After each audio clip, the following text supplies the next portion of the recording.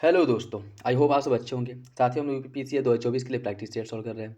और अभी जो प्रैक्टिस सेट सॉल्व कराया जा रहा है दृष्टि आईएएस द्वारा पब्लिश किए गए टेस्ट सीरीज को हम लोग सॉल्व कर रहे हैं। और ये टेस्ट नंबर 5 है, जिसके अंतर्गत हम लोग सामान्य अध्ययन पेपर फर्स्ट के महत्वपूर्ण प्रश्नों को सॉल्व करेंगे।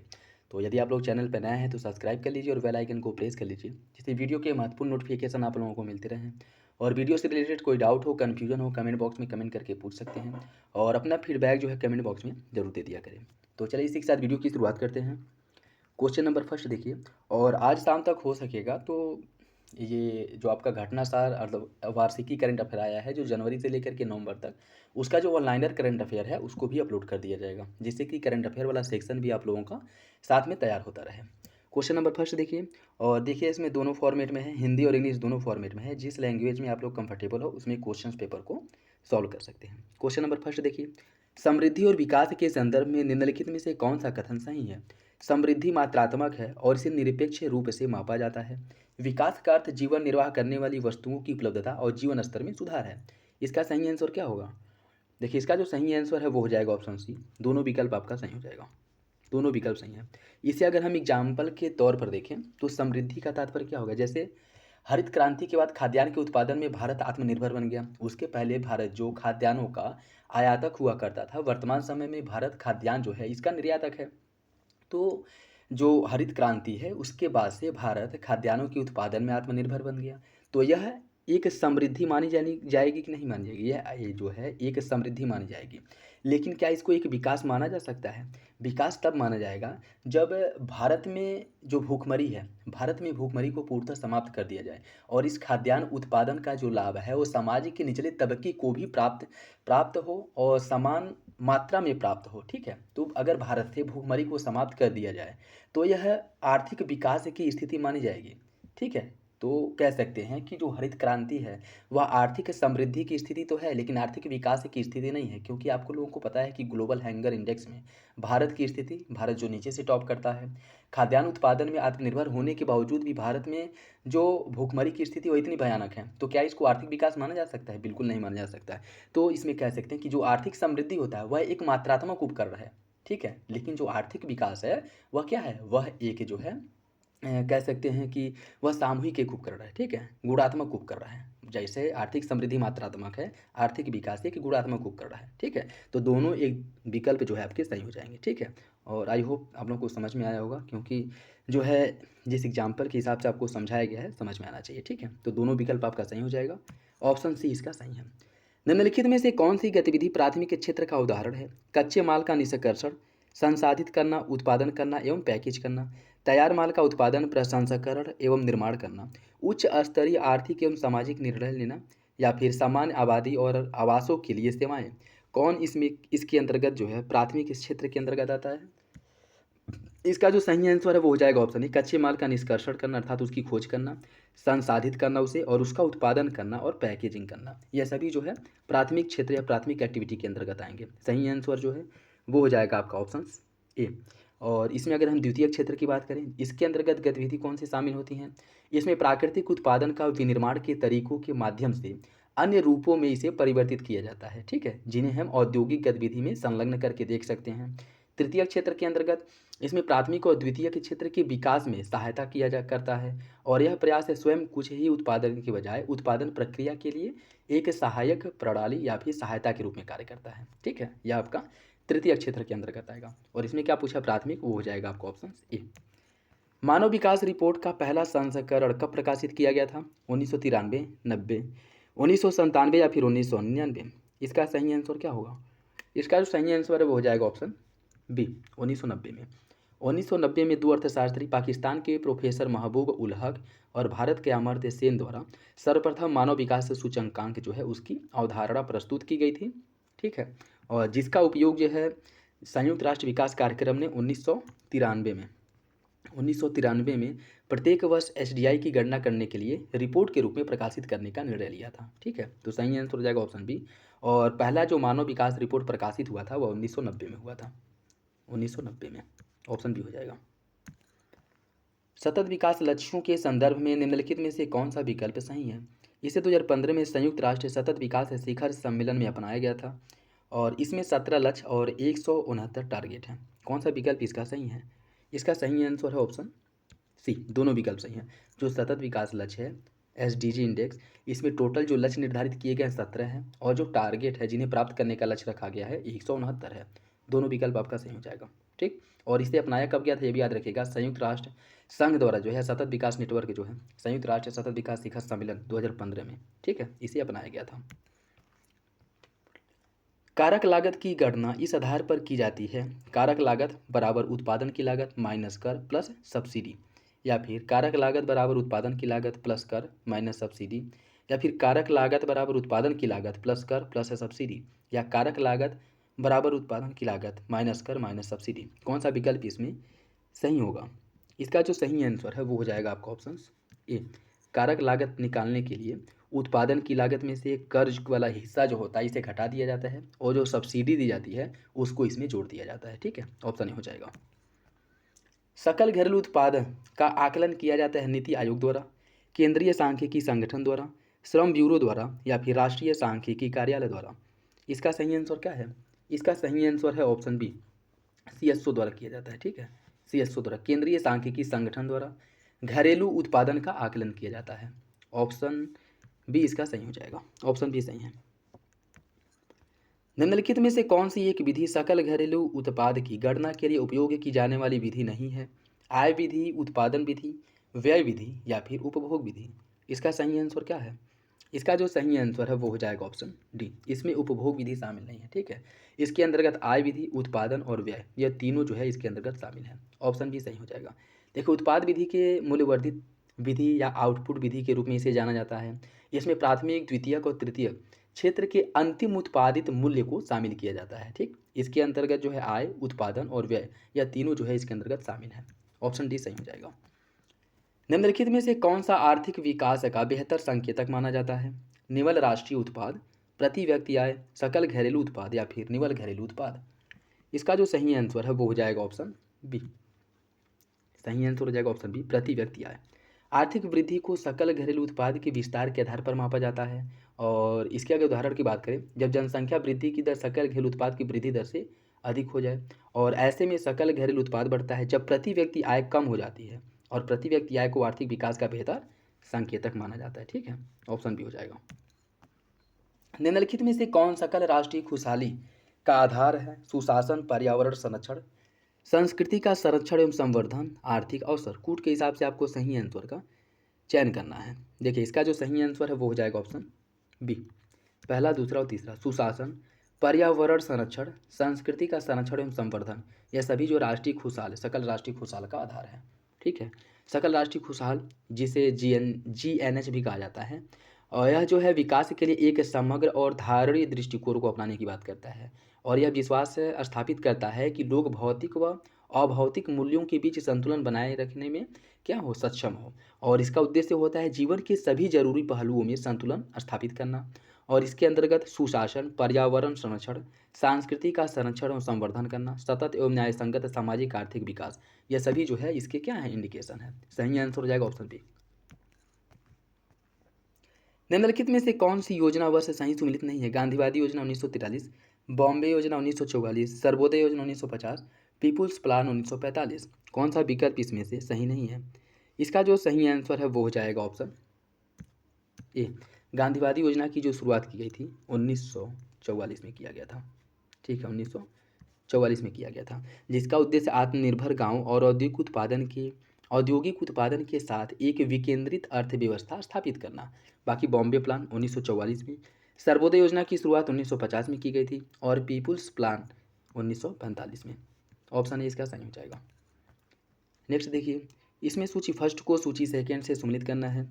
इसमें कुछ पंचवर्षीय योजनाएं दी गई हैं, और उसमें मुख्य रूप से क्या टारगेट रखा गया था, किसकी स्थापना की गई थी, उससे सम्मिलित करना है। बात करें अगर प्रथम पंचवर्षीय योजना में सामुदायिक विकास कार्यक्रम की शुरुआत की गई थी, सामुदायिक विकास कार्यक्रम की शुरुआत की गई थी। द्वितीय पंचवर्षीय योजना, इसके अंतर्गत जो है परमाणु ऊर्जा आयोग का स्थापना किया गया था द्वितीय पंचवर्षीय योजना के तहत। छठी पंचवर्षीय योजना, इसमें गरीबी उन्मूलन का नारा दिया गया था, मुख्य रूप से गरीबी उन्मूलन का लक्ष्य रखा गया था। और पाँचवीं पंचवर्षीय योजना, ये छठी पंचवर्षीय योजना में नाबार्ड का स्थापना हुआ था, पाँचवीं पंचवर्षीय योजना में गरीबी उन्मूलन का लक्ष्य रखा गया था। ठीक है, सही आंसर जो है वो हो जाएगा आपका ऑप्शन सी, 3-4-1-2, 3-4-1-2। ठीक, देखिए प्रथम पंचवर्षीय योजना जिसमें सामुदायिक विकास कार्यक्रम की शुरुआत की गई थी। द्वितीय पंचवर्षीय योजना में परमाणु ऊर्जा आयोग का स्थापना हुआ। पांचवी पंचवर्षीय योजना में गरीबी उन्मूलन का लक्ष्य रखा गया था और छठी पंचवर्षीय योजना में नाबार्ड का स्थापना किया गया था। ऑप्शन सी सही हो जाएगा। मॉडल कृषि भूमि पट्टा, मॉडल कृषि भूमि पट्टा अधिनियम प्रस्तुत किया गया था कब? 2015, 2018, 2016 या फिर 2020? इसका सही आंसर क्या होगा? इसका जो सही आंसर है वो हो जाएगा ऑप्शन सी, 2016 में। भूमि को पट्टे पर देने की जो बढ़ती घटनाएं हैं उनकी संख्या में काश्तकारों के साथ भूमि के कम उपयोग को देखते हुए नीति आयोग द्वारा मॉडल कृषि भूमि पट्टा अधिनियम 2016 को प्रस्तुत किया गया था, जिसके अंतर्गत मुख्य रूप से भूमि मालिकों के हितों की रक्षा करने के साथ साथ भूमि सुधारों के लिए एक समर्पित प्रकोष्ठ स्थापित करने का लक्ष्य रखा गया था। ठीक, ऑप्शन सी हो जाएगा। वाशिंगटन सहमति किससे संबंधित है? मुक्त बाजार आर्थिक नीति, गरीबी उन्मूलन कार्यक्रम, दक्षिण दक्षिण सहयोग को बढ़ावा देना, ग्रामीण शहरी विभाजन को पाटना? कौन सा विकल्प इसका सही है? इसका सही आंसर हो जाएगा ऑप्शन ए, मुक्त बाजार आर्थिक नीति को बढ़ावा देने के लिए वाशिंगटन सहमति की गई थी। ऑप्शन ए सही हो जाएगा। वाशिंगटन सहमति जो है यह अंतर्राष्ट्रीय मुद्रा कोष IMF, विश्व बैंक और अमेरिकी ट्रेजरी जैसे प्रमुख वित्तीय संस्थानों द्वारा समर्थित मुक्त बाजार आर्थिक नीति के एक सेट को संदर्भित करता है। ठीक है, तो और इसका जो प्रतिपादन किया गया था, वाशिंगटन सहमति का जो प्रतिपादन हुआ था 1989 में किया गया था। ठीक, ऑप्शन ए हो जाएगा। निम्नलिखित में से कौन सा भारत में निजीकरण का उद्देश्य नहीं है? विनिवेश से धन जुटाना, भारत में प्रत्यक्ष विदेशी निवेश FDI को प्रोत्साहित करना, सरकारी संगठनों की दक्षता बढ़ाना या फिर सीमा विहीन विश्व का निर्माण करना? इसका सही आंसर क्या होगा? इसका जो सही आंसर है वो हो जाएगा ऑप्शन डी, सीमा विहीन विश्व का निर्माण करना। यह भारत में निजीकरण का उद्देश्य नहीं है। भारत में निजीकरण के उद्देश्य की अगर हम बात करें, विनिवेश से धन जुटाना, सरकार की वित्तीय स्थिति में सुधार करना, सरकारी संगठन की जो कार्यकुशलता है इसको बढ़ाना, इसके साथ साथ उपभोक्ता को बेहतर एवं उन्नत वस्तुएं और सेवाएं प्रदान करना, समाज में स्वस्थ प्रतिस्पर्धा का विकास करना और भारत में प्रत्यक्ष विदेशी निवेश FDI को प्रोत्साहित करना। ठीक है, ऑप्शन डी गलत हो जाएगा। व्यापार और टैरिफ पर सामान्य समझौता किससे संबंधित है? विश्व स्वास्थ्य संगठन, विश्व व्यापार संगठन, अंतर्राष्ट्रीय मुद्रा कोष या फिर विश्व बैंक? व्यापार और टैरिफ पर जो सामान्य समझौता है इसका संबंध किससे है? इसका जो संबंध है वो विश्व व्यापार संगठन WTO से है। ऑप्शन बी हो जाएगा, WTO से। यह जो है वैश्वीकरण को बढ़ावा देने और देशी अर्थव्यवस्था को वैश्विक अर्थव्यवस्था के साथ एकीकृत करने अर्थात उससे जो है जोड़ने के लिए एक अग्रणी संगठन के रूप में कार्य करता है। ठीक है, एक अग्रणी संगठन के रूप में कार्य करता है। और WTO के बारे में अगर हम देखें, इसकी जो स्थापना है 1995 में WTO का स्थापना हुआ था और यह व्यापार और टैरिफ पर सामान्य समझौता जो गेट है इसके उत्तराधिकारी संगठन के रूप में कार्य करता है। ठीक, गेट के संगठन के रूप में, गेट संगठन जो है इसके उत्तराधिकारी के रूप में कार्य करता है। ऑप्शन बी इसका सही हो जाएगा। निम्नलिखित में से कौन सरकार की राजस्व प्राप्ति का हिस्सा नहीं है? लाभांश, सहायता अनुदान, ब्याज प्राप्तियां या फिर सब्सिडी? इसका जो सही आंसर है वो हो जाएगा ऑप्शन डी, सब्सिडी। सब्सिडी जो है सरकार के राजस्व प्राप्ति का हिस्सा नहीं है। सब्सिडी जो है या सरकार द्वारा लोगों को, नागरिकों को जो है सब्सिडी प्रदान किया जाता है। ठीक है, या फिर से अन्य व्यापार वाणिज्य को बढ़ावा देने के लिए भी सब्सिडी दिया जाता है। तो सब्सिडी की अगर हम बात करें, इससे अर्थव्यवस्था के विभिन्न क्षेत्रों और आबादी के विभिन्न वर्गों को दी जाने वाली सब्सिडी इसमें शामिल होती है। इससे सरकार को राजस्व की प्राप्ति नहीं होती है, बल्कि इससे सब्सिडी देने से सरकार का जो राजस्व व्यय है यह बढ़ता है। राजस्व व्यय जो है यह बढ़ता है। ठीक है, न कि राजस्व की प्राप्ति होती है। तो डी सही हो जाएगा। जेंडर बजटिंग प्रारंभ करने वाला पहला देश कौन है? न्यूजीलैंड, ऑस्ट्रेलिया, कनाडा या फिर इंग्लैंड? इसका सही आंसर क्या होगा? इसका जो सही आंसर है वो हो जाएगा ऑप्शन बी, ऑस्ट्रेलिया।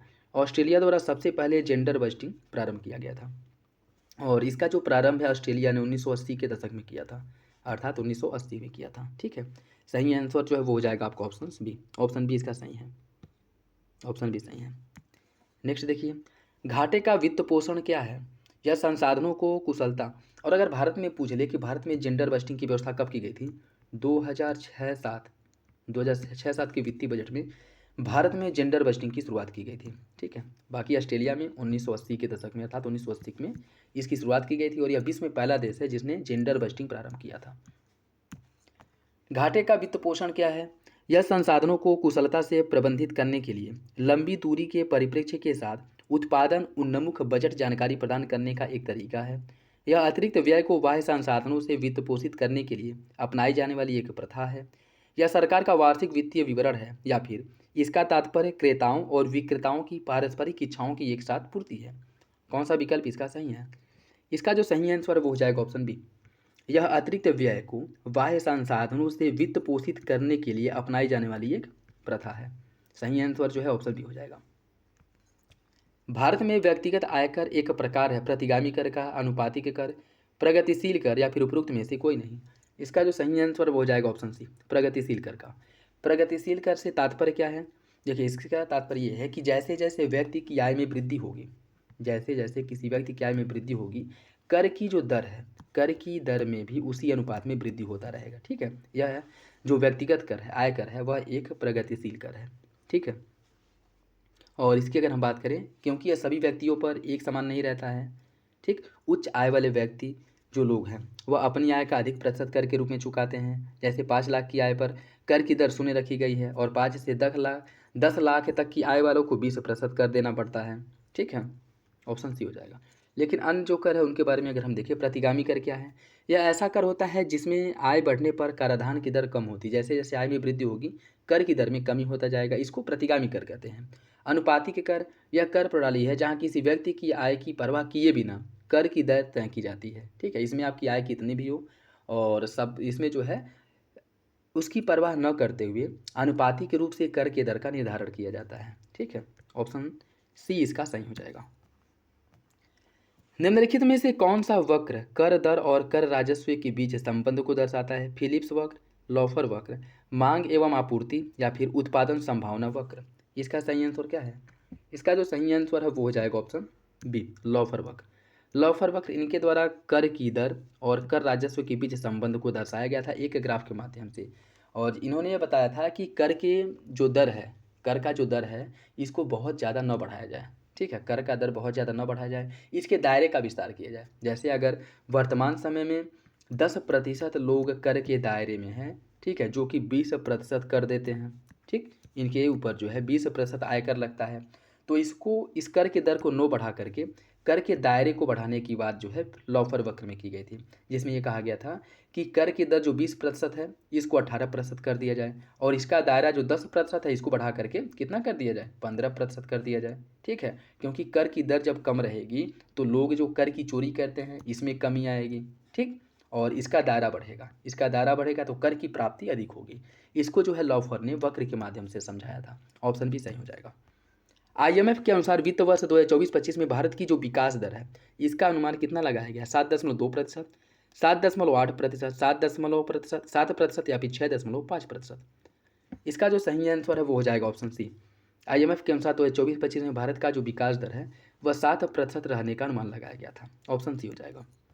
कर प्रशासन सुधार आयोग के अध्यक्ष कौन थे? वाघूल, विमल जुल्का, सप्तऋषि, या फिर पार्थ सारथी सोम। इसका जो सही आंसर है वो हो जाएगा ऑप्शन डी, पार्थ सारथी सोम। पार्थ सारथी सोम की अध्यक्षता में कर प्रशासन सुधार आयोग TARC का गठन किया गया था, जिसने 2014 में अपनी रिपोर्ट प्रस्तुत की थी। 2014 में। ऑप्शन डी हो जाएगा। समकरण कर की शुरुआत किस अधिनियम के तहत की गई थी? राजकोषीय उत्तरदायित्व और बजट प्रबंधन अधिनियम 2003 जो FRBM एक्ट है इसके तहत, वित्त अधिनियम 2016, वस्तु एवं सेवा कर अधिनियम 2017, या फिर औद्योगिक नीति 1956। इसका सही आंसर क्या है? इसका सही आंसर हो जाएगा ऑप्शन बी, वित्त अधिनियम 2016 के तहत जो जो समकरण कर की शुरुआत है इसे अधिनियमित किया गया था। ऑप्शन बी हो जाएगा। निम्नलिखित में से कौन से अप्रत्यक्ष करों को वस्तु एवं सेवा कर 2017 के अंतर्गत शामिल किया गया है? मूल्यवर्धित कर, चुंगी कर, मनोरंजन कर, या फिर विलासिता कर। कूट के हिसाब से आपको सही आंसर का चयन करना है। इसका सही आंसर क्या होगा? देखिए, इसकी अगर हम बात करें,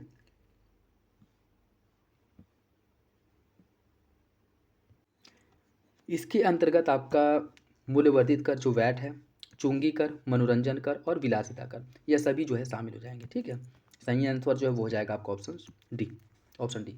ब्रटलैंड रिपोर्ट किससे संबंधित है?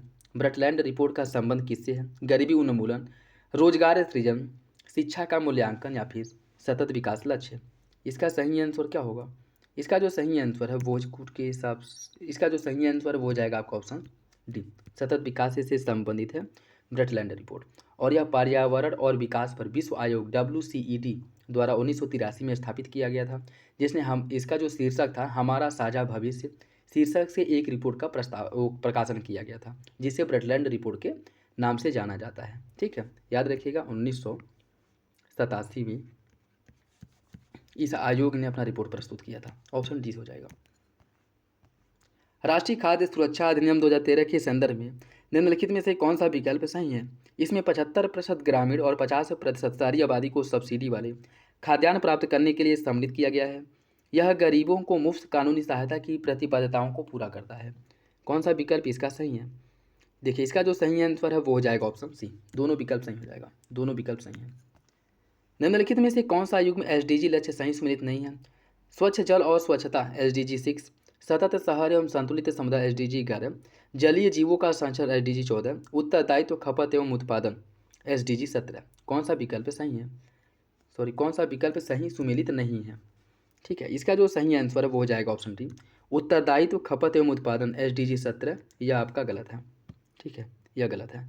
अगर SDG 17 की बात करें, इसमें लक्ष्य हेतु भागीदारी, लक्ष्य के लिए भागीदारी जो है वह इसमें शामिल किया गया है। ठीक है, बाकी उत्तरदायित्व खपत एवं उत्पादन की बात करें तो यह जो है SDG 12 में है, SDG 12 में है। ठीक है, SDG 12 में मुख्य रूप से रिस्पॉन्सिबल कंजम्पशन एंड प्रोडक्शन की बात करता है। SDG 12 सही आंसर हो जाएगा ऑप्शन डी। प्रधानमंत्री श्रम योगी मानधन योजना के संदर्भ में निम्नलिखित में से कौन सा कथन सही है? यह एक केंद्रीय क्षेत्र की योजना है और LIC इस योजना का फंड मैनेजर है। इसका उद्देश्य संगठित क्षेत्र को लाभ पहुंचाना है। सही आंसर क्या होगा? इसका जो सही आंसर है वो हो जाएगा ऑप्शन है, पहला सही है, दूसरा गलत है। दूसरा गलत क्यों है?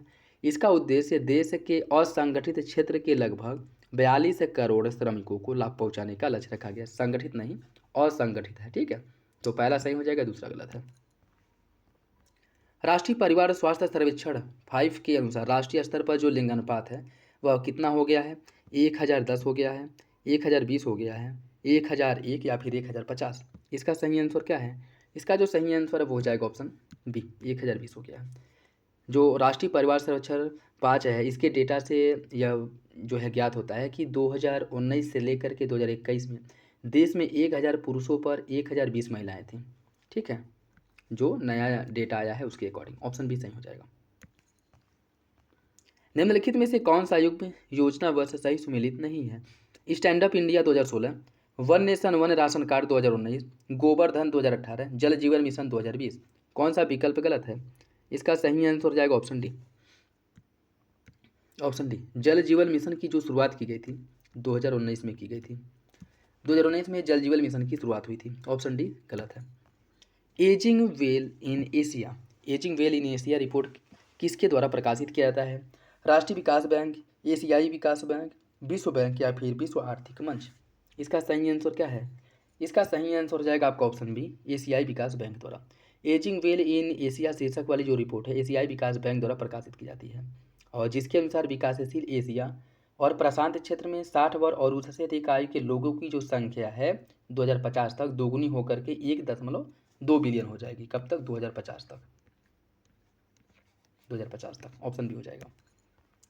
नेक्स्ट देखिए, इसमें सूची फर्स्ट को सूची सेकंड से सम्मिलित करना है, सूची फर्स्ट को सूची सेकंड से सम्मिलित करना है।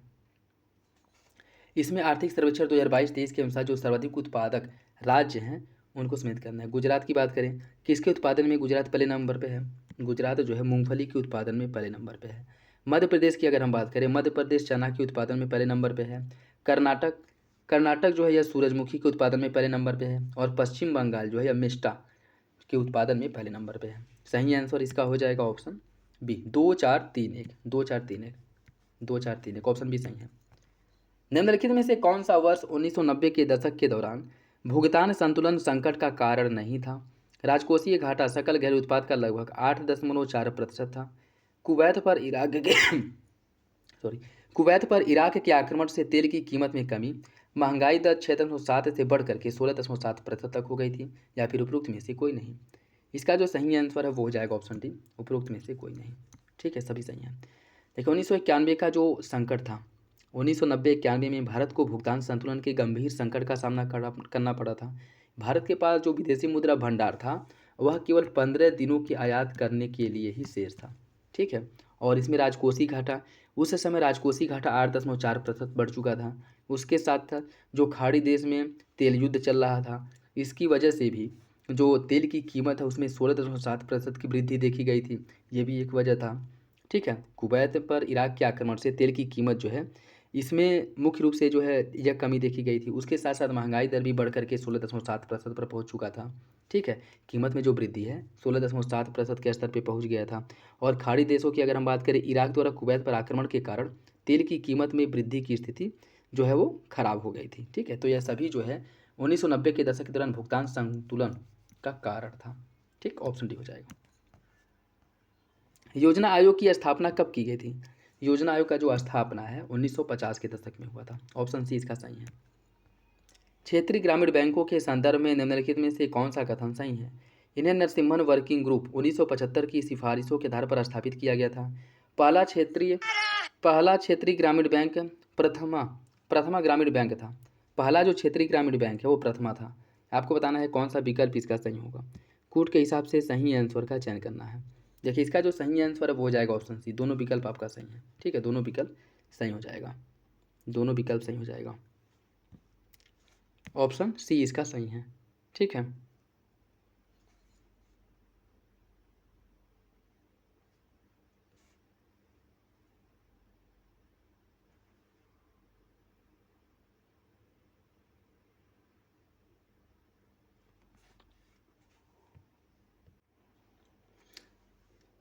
क्वेश्चन नंबर 33 देखिए, इसमें जो है क्या पूछा कि भुगतान संतुलन का भारत में कौन कारण नहीं था। ठीक है, तो बी जो है आपका गलत हो जाएगा। इसमें क्या कह रहा है कि कुवैत पर इराक के आक्रमण से तेल की कीमत में कमी नहीं, तेल की कीमत में वृद्धि हुई थी। ठीक है, तेल की कीमत में वृद्धि हुई थी और भारत के पास वैसे ही बस 15 दिनों की आयात के लिए डॉलर शेष बचा था और इस कंडीशन में तेल की कीमत में भी वृद्धि हो गई, जो इसके ऊपर नकारात्मक प्रभाव डालता था। ठीक है, तो बी आपका गलत हो जाएगा। ठीक है, तेल की कीमत में कमी नहीं, वृद्धि हुई थी, बी गलत हो जाएगा। ठीक है, सॉरी, ये क्वेश्चन जो है थोड़ा वो हो गया था। ठीक है, ऑप्शन बी सही हो जाएगा, इसमें आंसर गलत दिया है। नेक्स्ट देखिए, क्षेत्रीय ग्रामीण बैंक की बात करें तो दोनों विकल्प आपका सही हो जाएगा। निम्नलिखित में से कौन भारत में सहकारी बैंकों का शीर्ष निकाय है? भारतीय रिजर्व बैंक, नाबार्ड, भारतीय प्रतिभूति और विनिमय बोर्ड या फिर उपरोक्त में से कोई नहीं। इसका सही आंसर क्या होगा? देखिए, इसका जो सही आंसर है वो हो जाएगा आपका ऑप्शन बी, नाबार्ड। भारत में सहकारी बैंकों का जो शीर्ष निकाय है वो नाबार्ड है। ऑप्शन बी सही है, ऑप्शन बी सही है। और क्षेत्रीय ग्रामीण बैंकों की अगर हम बात करें, क्षेत्रीय ग्रामीण बैंक का जो स्थापना किया गया था, क्षेत्रीय ग्रामीण बैंक का जो स्थापना हुआ था वह 1975 में किया गया था। ठीक है, 1975 में क्षेत्रीय ग्रामीण बैंक का स्थापना किया गया था। और पहला क्षेत्रीय ग्रामीण बैंक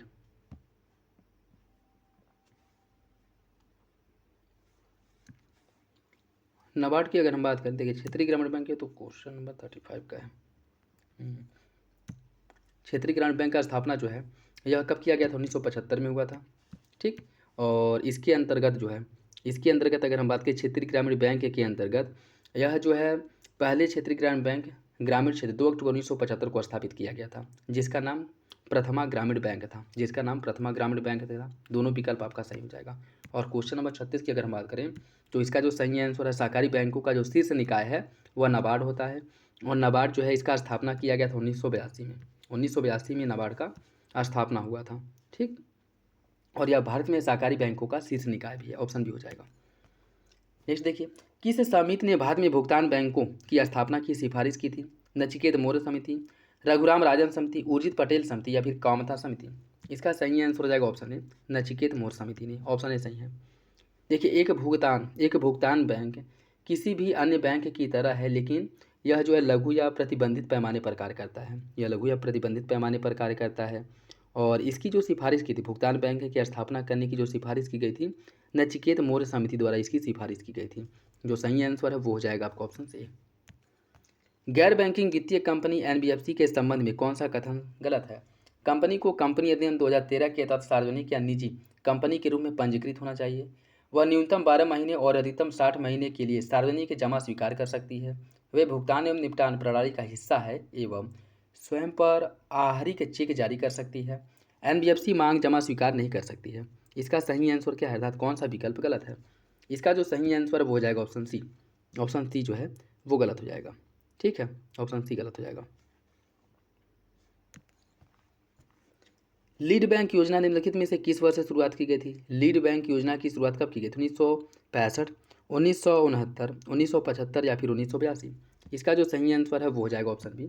1969 में लीड बैंक योजना की शुरुआत की गई थी, जिसके अंतर्गत, और इसकी जो शुरुआत है आरबीआई द्वारा की गई थी। ठीक है, जिसके अंतर्गत जिस जिले में जिस बैंक की शाखा सबसे अधिक होगी उस जिले को उस बैंक द्वारा गोद लिया जाएगा। ठीक है, ऑप्शन बी हो जाएगा। और उस जिले में वह बैंक जो है लीड बैंक के रूप में कार्य करेगी। ठीक, 1969 में इसकी शुरुआत की गई थी और आरबीआई द्वारा इसकी शुरुआत हुआ था। मुद्रा बैंक के संदर्भ में कौन सा विकल्प सही है? इसे सरकार द्वारा 2015 में 10 लाख रुपए तक का ऋण उपलब्ध कराने के लिए लॉन्च किया गया था। मुद्रा बैंक एमएसएमई को प्रत्यक्ष ऋण प्रदान करता है। कौन सा विकल्प इसका सही है? कौन सा विकल्प सही है? कूट के हिसाब से आपको सही आंसर का चयन करना है। इसका जो सही आंसर है वो हो जाएगा ऑप्शन ए। पहला सही है, दूसरा गलत है। पहला सही है, दूसरा गलत है। मुद्रा बैंक जो है या माइक्रो फाइनेंस एजेंसियों और एनबीएफसी को कम दरों पर ऋण प्रदान करती है, और या फिर एमएसएमई को ऋण प्रदान करते हैं। मुद्रा सीधे सूक्ष्म उद्यमियों व्यक्तियों को ऋण नहीं देता है। ठीक है, तो दूसरा गलत हो जाएगा, पहला सही है। और इसकी जो शुरुआत है 2015 में किया गया था। भारतीय रिजर्व बैंक के संदर्भ में कौन सा कथन सही है? इसे मूल रूप से 1935 में एक निजी संस्था के रूप में स्थापित किया गया था, लेकिन 1949 में इसका राष्ट्रीयकरण हो गया। 1 रुपये के नोट और सिक्कों को छोड़ करके सभी नोट आरबीआई द्वारा जारी किया जाता है। कौन सा विकल्प इसका सही है? इसका सही आंसर हो जाएगा ऑप्शन सी। दोनों विकल्प सही हैं। ओवरड्राफ्ट सुविधा के संदर्भ में प्रधानमंत्री जनधन योजना खातों को मुख्यतः विशेषता निम्नलिखित में से कौन है? पात्र खाता धारकों के लिए 10,000 तक की ओवरड्राफ्ट सुविधा उपलब्ध कराई जाती है। प्रधानमंत्री जनधन योजना खाते के अंतर्गत ओवरड्राफ्ट सुविधा उपलब्ध नहीं है। ओवरड्राफ्ट सुविधा केवल कृषि ऋण के लिए है। सभी खाता धारकों के लिए 25,000 तक की ओवरड्राफ्ट की सुविधा है। कौन सा विकल्प इसका सही होगा? इसका जो सही आंसर वो हो जाएगा ऑप्शन ए। ओवरड्राफ्ट के अंतर्गत 10,000 तक ओवरड्राफ्ट के रूप में जो है रुपये उपलब्ध कराए जाते हैं। ओवरड्राफ्ट इसका मतलब क्या है? आपके अकाउंट में अगर 0 रुपया है तो भी आप चाहें तो 10,000 रुपया ले सकते हैं। ठीक है, 10,000 रुपये ले सकते हैं बैंक से। ठीक, ये जो है ओवरड्राफ्ट है। ऑप्शन ए इसका सही हो जाएगा। किसी बैंक को किसी ऋण को गैर निष्पादित परिसंपत्ति एनपीए के रूप में वर्गीकृत करने के लिए न्यूनतम कितना समय दिया जाता है? 60 दिन, 90 दिन, 180 दिन या फिर 365 दिन? इसका सही आंसर क्या है? इसका जो सही आंसर है वो हो जाएगा ऑप्शन बी। 90 दिन का समय दिया जाता है। ठीक है, ऑप्शन बी हो जाएगा। नेक्स्ट देखिए, इसमें सूची फर्स्ट को सूची सेकंड से सम्मिलित करना है। सूची फर्स्ट को सूची सेकंड से सम्मिलित करना है। इसमें कुछ जैसे दिया गया है अधिनियम वगैरह, और इसे जो है आपको सम्मिलित करना है कब इसकी शुरुआत की गई थी। ठीक है, सारफेजी अधिनियम की बात करें। सारफेजी अधिनियम जो है कब आया था? सारफेजी अधिनियम जो है 2002 का है। ऋण वसूली न्यायाधिकरण का स्थापना कब किया गया था? ऋण वसूली न्यायाधिकरण का स्थापना जो है यह किया गया था 2016 में। दिवाला और दिवालिया संहिता दिवाला और दिवालिया संहिता का जो स्थापना है यह कब किया गया था? यह किया गया था आपका, एक सेकेंड, ऋण वसूली न्यायाधिकरण का स्थापना 1993 में हुआ था। दिवाला और दिवालिया संहिता का स्थापना 2016 में हुआ था, और कारपोरेट ऋण पुनर्गठन 2001 में हुआ था। ठीक है, सारफेजी अधिनियम 2002 का है। ऋण वसूली न्यायाधिकरण का स्थापना 1993 में किया गया था। दिवाला और दिवालिया संहिता का स्थापना किया गया था 2016 में।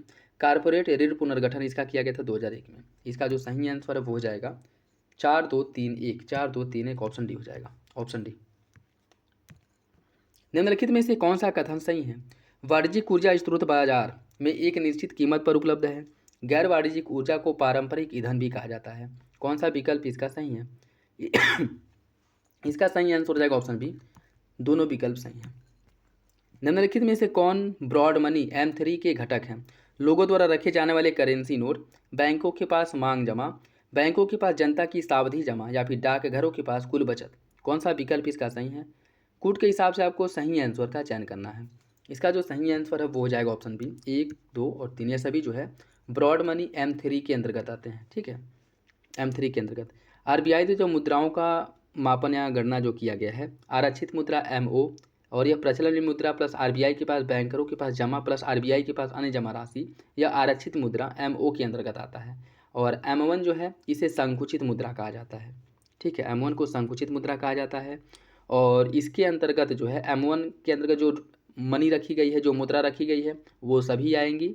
उसके साथ साथ डाकघर बचत खाते की बचत जमा राशि जो है वो भी इसके अंतर्गत आएंगी। किसके अंतर्गत? M1 के अंतर्गत। ठीक। और M3 मुद्रा जो है इसको व्यापक मुद्रा कहा जाता है।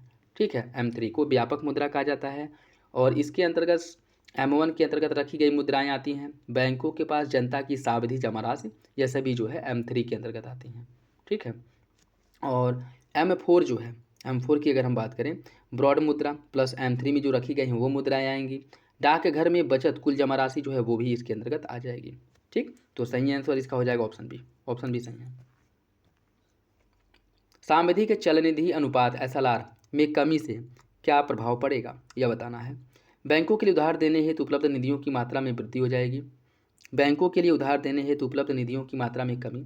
बैंकों की उधार देने की क्षमता पर कोई प्रभाव नहीं पड़ेगा। केंद्रीय बैंक के विदेशी मुद्रा भंडार में वृद्धि होगा। इसका सही आंसर हो जाएगा ऑप्शन ए। बैंकों के पास उधार देने हेतु उपलब्ध निधि अर्थात धन की मात्रा में वृद्धि हो जाएगी अगर SLR में कमी किया जाता है। ठीक है, देखिए CRR और SLR। CRR क्या है? CRR के अंतर्गत बैंकों की कुल जमा राशि का वो हिस्सा जो बैंक अनिवार्य रूप से RBI के पास रखते हैं उसको CRR कहा जाता है। और SLR कुल जमा राशि का वह हिस्सा जो बैंक अनिवार्य रूप से अपने पास रखते हैं जिसका उपयोग वह ऋण देने के उद्देश्य से किसी भी प्रकार से नहीं कर सकते हैं, इसको SLR कहते हैं। ठीक, तो अगर SLR में कमी के मान लीजिए SLR 10% है। ठीक, तो कुल जमा राशि का मतलब 100 रुपये में से 10 रुपया इसको निकाल करके SLR के रूप में रखना होगा जिसका उपयोग यह ऋण देने के उद्देश्य से नहीं कर सकता। अगर इसको घटा करके 5% कर दिया जाए तो SLR के रूप में 5 रुपया रखा जाएगा और इसके पास बचेगा कितना? 95 रुपया बचेगा। तो 5 रुपया जो शेष बचेगा इसका उपयोग यह ऋण देने के उद्देश्य से कर सकता है। ठीक है, तो SLR में अगर कमी की जाती है तो उसके पास धन की मात्रा अर्थात निधियों की मात्रा में वृद्धि होगी जिसका उपयोग ऋण के उद्देश्य से करेगा। तो ऑप्शन ए सही हो जाएगा। निम्नलिखित में से कौन सा चलनिधि समायोजन सुविधा LAF के दो मुख्य घटक हैं? लिक्विडिटी एडजस्टमेंट फैसिलिटी के कौन से दो मुख्य घटक है यह बताना है। रेपो दर और रिवर्स रेपो दर, बैंक दर और नगद अर्जित अनुपात, वैधानिक तरलता अनुपात और खुला बाजार परिचालन OMO, छूट दर और विदेशी मुद्रा प्रबंधन अधिनियम। कौन सा विकल्प इसका सही है? इसका सही आंसर हो जाएगा ऑप्शन ए। रेपो दर और रिवर्स रेपो दर यह दोनों जो है LAF के मुख्य घटक है। ऑप्शन ए हो जाएगा। ट्रेजरी बिल के संदर्भ में कौन सा कथन सही है? ट्रेजरी बिल सरकार की अल्पकालिक तरलता आवश्यकताओं को पूरा करने के लिए RBI द्वारा जारी किया जाता है। ट्रेजरी बिल सोने कूपन प्रतिभूति एवं उन पर कोई ब्याज देय नहीं होता है। कौन सा विकल्प इसका सही है? इसका जो सही आंसर है वो हो जाएगा ऑप्शन बी। दोनों विकल्प आपका सही हो जाएगा, दोनों विकल्प सही हैं। वाणिज्यिक पत्रों के संबंध में कौन सा कथन सही नहीं है? वाणिज्यिक पत्र एक अल्पकालिक सुरक्षा है जिसकी परिपक्वता की अवधि 7 दिन से लेकर के 365 दिन तक होती है। यह एक असुरक्षित मुद्रा बाजार साधन है। बैंक एवं वित्तीय संस्थानों को वाणिज्यिक पत्रों को जारी करने और जोखिम अंकन करने से प्रतिबंधित किया गया है। वाणिज्यिक पत्र आमतौर पर सावधि जमा एवं जमा प्रमाण पत्र की तुलना में कम रिटर्न देता है। इसका सही आंसर क्या होगा अर्थात कौन सा विकल्प गलत है? इसका जो सही आंसर वो हो जाएगा ऑप्शन डी। वाणिज्यिक पत्र जो है यह सावधि जमा और जमा प्रमाण पत्र की तुलना में अधिक रिटर्न देता है, न कि कम। ठीक है, तो डी गलत हो जाएगा। पूंजी बाजार लिखतों में निम्नलिखित में से कौन शामिल है? ट्रेजरी बिल, वाणिज्यिक पत्र, बांड या फिर म्यूचुअल फंड। इसका सही आंसर क्या होगा? इसका जो सही आंसर वो हो जाएगा ऑप्शन सी। ट्रेजरी पूंजी बाजार के लिखतों में मुख्य रूप से इसमें शामिल होता है आपका बॉन्ड शामिल हो जाएगा और म्यूचुअल फंड, यह दोनों शामिल है। ठीक है, ऑप्शन सी हो जाएगा। भारत में मसाला बॉन्ड पहली बार किस वर्ष जारी किया गया था? भारत में जो मसाला बॉन्ड है पहली बार इसे जारी किया गया था 2014 में। निम्नलिखित में से कौन वित्तीय नियामक संस्थान का सही सुमेलित नहीं है? भारतीय लघु उद्योग विकास बैंक 1990, भारतीय प्रतिस्पर्धा आयोग 2004, बीमा नियामक विकास एजेंसी 1999, पेंशन फंड नियामक विकास प्राधिकरण 2003। कौन सा विकल्प गलत है? इसका जो सही आंसर है वो हो जाएगा ऑप्शन बी। भारतीय प्रतिस्पर्धा आयोग 2004 यह गलत है। ठीक है, भारतीय प्रतिस्पर्धा आयोग की अगर हम बात करें CCI, इसका स्थापना जो है क्या कह रहा है कि कौन सा विकल्प इसमें से सुमेलित नहीं है? यह हो जाएगा आपका ऑप्शन बी। इसका जो स्थापना है 2003 में किया गया था प्रतिस्पर्धा अधिनियम 2002 के तहत। ऑप्शन बी गलत है, अन्य सभी विकल्प सही हैं। निम्नलिखित घटनाओं पर विचार कीजिए और इन्हें प्रारंभ से लेकर के अंतिम तक सही कालक्रम में व्यवस्थित करना है। लकड़ावाला समिति, तेंदुलकर समिति, रंगराजन और अलग समिति, इन्हें जो है क्रम से आपको लगाना है। इस समितियों का जब गठन किया गया था उसके हिसाब से क्रम से लगाना है। ठीक है, और इनकी अगर हम बात करें, लकड़ावाला समिति का जो गठन किया गया था 1993 में, 1993 में हुआ था। तेंदुलकर समिति का गठन 2009 में तेंदुलकर समिति का गठन किया गया था। रंगराजन समिति का गठन हुआ था 2012 में और अलग समिति का गठन किया गया था 1979 में। ठीक है, सही आंसर जो है वो हो जाएगा ऑप्शन डी, 4-1-2-3 ऑप्शन डी हो जाएगा।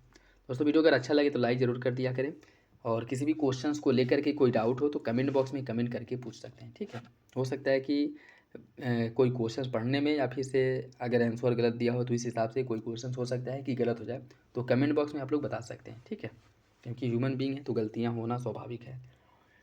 नेक्स्ट देखिए, निम्नलिखित में से कौन सा एंजल का नियम का सटीक वर्णन करता है? जैसे जैसे आय में वृद्धि होती है, विलासिता की वस्तुओं पर खर्च की जाने वाली आय का अनुपात घटता जाता है। जैसे जैसे आय में वृद्धि होती है, आवश्यकताओं पर खर्च की जाने वाली आय का अनुपात स्थिर रहता है। जैसे जैसे आय में वृद्धि होती है, आवश्यकताओं पर खर्च की जाने वाली निरपेक्ष राशि कम होती जाती है। जैसे जैसे आय में वृद्धि होती है, आवश्यकताओं पर खर्च की जाने वाली आय का अनुपात कम होता जाता है। कौन सा विकल्प इसका सही होगा? इसका जो सही आंसर वो हो जाएगा ऑप्शन डी। आय में जैसे जैसे वृद्धि होती है, आय में जैसे जैसे वृद्धि होती है, जो आवश्यकताओं पर खर्च की जाने वाली आय है इसके अनुपात में कमी आने लगती है। ठीक है, अभी जैसे अगर 100 रुपये आमदनी है, 100 रुपये जो है आमदनी, इसमें हो सकता है कि 10 रुपया खर्च हो जा रहा हो। ठीक, और अगर यही बढ़ करके 150 रुपये अगर हो जाए तो हो सकता है कि यह जो आपका पहले 10 रुपया खर्च होता था अभी जो है 12 रुपया खर्च हो। ठीक है, तो आय में जैसे जैसे वृद्धि होती है, जो खर्च है उसका अनुपात कम होता जाता है। ऑप्शन डी हो जाएगा। भारत में आवधिक श्रमबल सर्वेक्षण किस संगठन द्वारा जारी किया जाता है? श्रम और रोजगार मंत्रालय, राष्ट्रीय सांख्यिकी कार्यालय, भारतीय रिजर्व बैंक या फिर राष्ट्रीय नमूना सर्वेक्षण कार्यालय? इसका जो सही आंसर हो जाएगा ऑप्शन बी, राष्ट्रीय सांख्यिकी कार्यालय, एनएसओ द्वारा। गिनी गुणांक किस आर्थिक वक्र से प्राप्त होता है? लॉरेंज वक्र, फिलिप्स, कुजनेट्स या फिर आपूर्ति एवं मांग? इसका सही आंसर क्या है?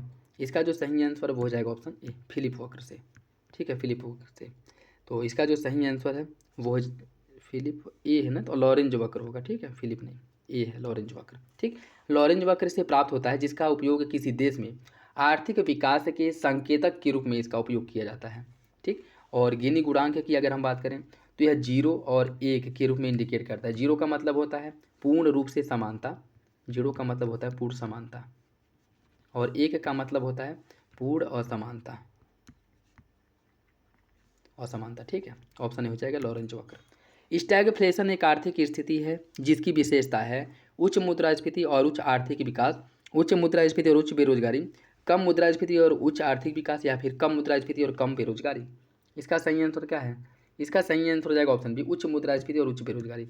वैसे सामान्य कंडीशन में क्या होता है कि जैसे जैसे बेरोजगारी में वृद्धि होती है, मुद्रास्फीति में कमी आती है, क्योंकि बेरोजगारी में वृद्धि होने के कारण जो है लोगों के पास पैसे की कमी होती है, धन की कमी होती है, जिससे इनका उपभोग प्रभावित होता है। और आय प्रभावित होने के साथ साथ पैसे की कमी होने के साथ साथ उपभोग प्रभावित होता है, और ये लोग उपभोग करने में सक्षम नहीं होते, पैसे खर्च करने में, जिससे मुद्रास्फीति धीरे धीरे नीचे आने लगती है। लेकिन स्टैगफ्लेशन में इसका उल्टा होता है, इसमें मुद्रास्फीति भी हाई होती है और बेरोजगारी भी हाई होती है। ठीक है, ऑप्शन बी इसका सही हो जाएगा। जेसी कुमारप्पा समिति का संबंध किससे है? जेसी कुमारप्पा समिति का संबंध जो है किससे है? शिक्षा सुधार, कराधान नीति, स्वास्थ्य सेवा सुधार या फिर कृषि सुधार? इसका सही आंसर ऑप्शन डी, कृषि सुधार। और इनका जो गठन किया गया था 1949 में किया गया था, 1949 में। ठीक है, ऑप्शन डी। भूदान आंदोलन किसके द्वारा शुरू किया गया था? भूदान आंदोलन की शुरुआत जो है विनोबा भावे द्वारा भूदान आंदोलन की शुरुआत 1951 में किया गया था, 1951 में। हरित क्रांति के संदर्भ में निम्नलिखित में से कौन सा कथन सही है? एम.एस. स्वामीनाथन को विश्व में हरित क्रांति का जनक माना जाता है। डबल क्रॉपिंग हरित क्रांति की प्राथमिक विशेषता थी। कौन सा विकल्प इसका सही है? इसका जो सही आंसर है वो हो जाएगा ऑप्शन सी, दूसरा सही है, पहला गलत है। पूरे विश्व में अगर हरित क्रांति के जनक की बात की जाए तो नॉर्मन बोरलॉन्ग है, जबकि भारत में हरित क्रांति का जनक एम.एस. स्वामीनाथन है। ठीक है, तो सही आंसर हो जाएगा ऑप्शन सी, दूसरा सही है, पहला गलत। प्रोजेक्ट चमन निम्नलिखित में से किस वर्ष शुरू किया गया था? प्रोजेक्ट चमन की शुरुआत 2014 में की गई थी। 2014 में प्रोजेक्ट चमन की शुरुआत की गई थी, जो भू सूचना विज्ञान उपयोग करते हुए समन्वित बागवानी आकलन और प्रबंधन करना, यह मुख्य रूप से इसका उद्देश्य था। ठीक है, ऑप्शन ए हो जाएगा। निम्नलिखित में से कौन सी फसल न्यूनतम समर्थन मूल्य के अंतर्गत आती है? नाइजर बीज, जौ, सरसों या खोपरा? कौन सा विकल्प इसका सही है? इसका जो सही आंसर है वो हो जाएगा ऑप्शन डी, ये सभी आते हैं। ठीक है, ऑप्शन डी हो जाएगा। मृदा स्वास्थ्य कार्ड योजना के बारे में कौन सा विकल्प सही है? इसे 2012 में लॉन्च किया गया था और यह 12 मापदंडों पर मृदा की स्थिति प्रदान करता है। सही आंसर क्या होगा? इसका जो सही आंसर है वो हो जाएगा ऑप्शन डी। दूसरा सही है, पहला गलत है। मृदा स्वास्थ्य कार्ड की अगर हम बात करें, इसकी जो शुरुआत है 2014-15 में किया गया था, 2014-15 में, ठीक है। तो 2012 में नहीं, 2014-15 में। पहला गलत है, दूसरा सही है, ऑप्शन डी हो जाएगा। औद्योगिक नीति संकल्प 1956 के संदर्भ में निम्नलिखित में से कौन सा विकल्प सही है? यह विकास के महालनोबिस मॉडल पर आधारित है। इस नीति को भारत के आर्थिक संविधान के रूप में जाना जाता है। कौन सा विकल्प इसका सही है? इसका सही आंसर हो जाएगा ऑप्शन ए। दोनों विकल्प आपका सही है, दोनों विकल्प सही हैं, ऑप्शन ए हो जाएगा। औद्योगिक उत्पादन सूचकांक आईआईपी के बारे में उद्योगों के भार के अनुसार निम्नलिखित में से कौन सा क्रम सही है? पेट्रोलियम रिफाइनरी उत्पाद, विद्युत इस्पात, कच्चा तेल। पेट्रोलियम रिफाइनरी उत्पाद, विद्युत इस्पात, कोयला, या फिर पेट्रोलियम रिफाइनरी उत्पाद, विद्युत प्राकृतिक गैस, कोयला, या पेट्रोलियम रिफाइनरी उत्पाद, विद्युत प्राकृतिक गैस, सीमेंट। कौन सा विकल्प जो है सही है यह बताना है। इसका जो सही आंसर वो हो जाएगा ऑप्शन बी, पेट्रोलियम रिफाइनरी उत्पाद, विद्युत इस्पात और कोयला। यह जो है इसका सही क्रम है, ऑप्शन बी हो जाएगा। वर्ष 1924 में रेल बजट को आम बजट से किसकी सिफारिश पर अलग किया गया था? इसका जो सही आंसर वो हो जाएगा ऑप्शन ए, एकवर्त समिति की सिफारिश पर इसे अलग किया गया था, ठीक है, ऑप्शन ए हो जाएगा। बफर स्टॉक की अवधारणा सबसे पहले किस पंचवर्षीय योजना के दौरान शुरू की गई थी? चौथी, 9वीं, 11वीं या फिर 12वीं? इसका सही आंसर है ऑप्शन ए, चौथी पंचवर्षीय योजना के समय, ठीक है, चौथी पंचवर्षीय योजना के समय, जो 1969 से 1974 ईस्वी तक चला था, ठीक है, ऑप्शन ए हो जाएगा। पीएम किसान सम्मान निधि योजना के बारे में कौन सा विकल्प सही है? यह एक केंद्र प्रायोजित योजना है। इस योजना के तहत सभी भूमिधारक किसान परिवारों को 3 समान किस्तों में प्रति वर्ष 6,000 रुपये की सहायता राशि जो है दी जाएगी। कौन सा विकल्प है इसका सही है? इसका सही आंसर हो जाएगा ऑप्शन बी, ऑप्शन बी। दूसरा सही है, पहला गलत है। यह केंद्र प्रायोजित नहीं, इसकी अगर हम बात करें, यह भारत सरकार के 100% वित्त पोषित केंद्रीय क्षेत्र की योजना है, ठीक है, न कि केंद्र प्रायोजित। तो सही आंसर हो जाएगा ऑप्शन बी। और इसकी जो शुरुआत है 2018 में किया गया था इसका शुरुआत, ठीक, ऑप्शन बी सही है। उत्तर प्रदेश में पहली पेपर मिल कहाँ स्थापित की गई थी? मेरठ, लखनऊ, सहारनपुर या फिर वाराणसी? इसका जो सही आंसर है वो हो जाएगा ऑप्शन बी, लखनऊ में। उत्तर प्रदेश का पहला पेपर मिल जो है 1879 में लखनऊ में स्थापित किया गया था, ठीक है, लखनऊ में। नेक्स्ट देखिए, इसमें सूची फर्स्ट को सूची सेकेंड से सम्मिलित करना है। स्वर्ण क्रांति, स्वर्ण क्रांति का संबंध किससे है? स्वर्ण क्रांति, गुलाबी, लाल और रजत, इन क्रांति या क्रांतियाँ जो हैं इनको आपको बताना है कोड के हिसाब से। स्वर्ण क्रांति की अगर हम बात करें, इसका जो संबंध है शहद उत्पादन से है, श्वेत क्रांति का संबंध, ठीक है। गुलाबी क्रांति का जो संबंध है, यह गुलाबी क्रांति का जो संबंध है मुर्गी पालन से है, ठीक, मुर्गी पालन से। लाल क्रांति का संबंध है टमाटर उत्पादन से और रजत क्रांति का संबंध है अंडा उत्पादन से। इसका सही आंसर हो जाएगा 4-1-2-3, 4-1-2-3, ऑप्शन बी। सभी सब्सिडी जो उत्पादन एवं व्यापार को एकीकृत या विकृत करने वाली मानी जाती है, वे विश्व व्यापार संगठन के निम्नलिखित में से किस सब्सिडी बॉक्स के अंतर्गत आती हैं? Amber box, blue box, green box या फिर उपरोक्त में से कोई नहीं? इसका सही आंसर हो जाएगा ऑप्शन ए, एम्बर बॉक्स के अंतर्गत, ऑप्शन ए सही है। राष्ट्रीय कृषि बाजार इनाम के संदर्भ में कौन सा विकल्प सही है? इसे लघु कृषक कृषि व्यवसाय संघ SFAC द्वारा कार्यान्वित किया जाता है। यह कृषि वस्तुओं के लिए एकीकृत राष्ट्रीय बाजार बनाने के लिए एक Akhil Bharatiya electronic trading portal है। इसका सही आंसर क्या है? इसका सही आंसर हो जाएगा ऑप्शन डी, दोनों विकल्प सही हैं, दोनों विकल्प सही हो जाएगा। नेक्स्ट देखिए, इसमें सूची फर्स्ट को सूची सेकेंड से सम्मिलित करना है। सूची फर्स्ट को सूची सेकेंड से सम्मिलित करना है। पीतल की मूर्ति के लिए मुख्य रूप से मथुरा फेमस है, ठीक। कालीन की अगर हम बात करें, कालीन के लिए आपका आगरा, कालीन के लिए आगरा प्रसिद्ध है। लकड़ी पर नक्काशी जो है इसके लिए सहारनपुर और दवाओं के लिए कानपुर, ठीक है। इसका जो सही आंसर है वो हो जाएगा 1-2-3-4, ऑप्शन ही हो जाएगा 1-2-3-4। उत्तर प्रदेश राज्य कृषि उत्पादन मंडी बोर्ड की स्थापना कब की गई थी? उत्तर प्रदेश राज्य उत्पादन मंडी बोर्ड का स्थापना कब किया गया था? इसका जो सही आंसर है क्या होगा? इसका जो सही आंसर है वो हो जाएगा ऑप्शन बी, 1973 में। राष्ट्रीय मांस और पोल्ट्री प्रसंस्करण बोर्ड NBPPB के संदर्भ में निम्नलिखित में से कौन सा विकल्प सही है? यह सोसाइटी पंजीकरण अधिनियम 1860 के तहत पंजीकृत है। बुनियादी पशुपालन सांख्यिकी रिपोर्ट 2023 के अनुसार आंध्र प्रदेश भारत में शीर्ष प्रमुख मांस उत्पादक राज्य है। कौन सा विकल्प सही है? इसका सही आंसर हो जाएगा ऑप्शन डी। पहला सही है, दूसरा गलत है। पहला सही है, दूसरा जो है वो गलत हो जाएगा। दूसरा गलत क्यों है? दूसरा की अगर हम बात करें, बुनियादी पशुपालन सांख्यिकी रिपोर्ट 2023 के अनुसार कुल मांस उत्पादक राज्यों में पहला जो स्थान है वह उत्तर प्रदेश का है। मांस उत्पादन में उत्तर प्रदेश पहले नंबर पे है, ठीक। पश्चिम बंगाल दूसरे नंबर पे है, महाराष्ट्र तीसरे, आंध्र प्रदेश चौथे नंबर पे है, ठीक है। तो पहला सही है, दूसरा गलत।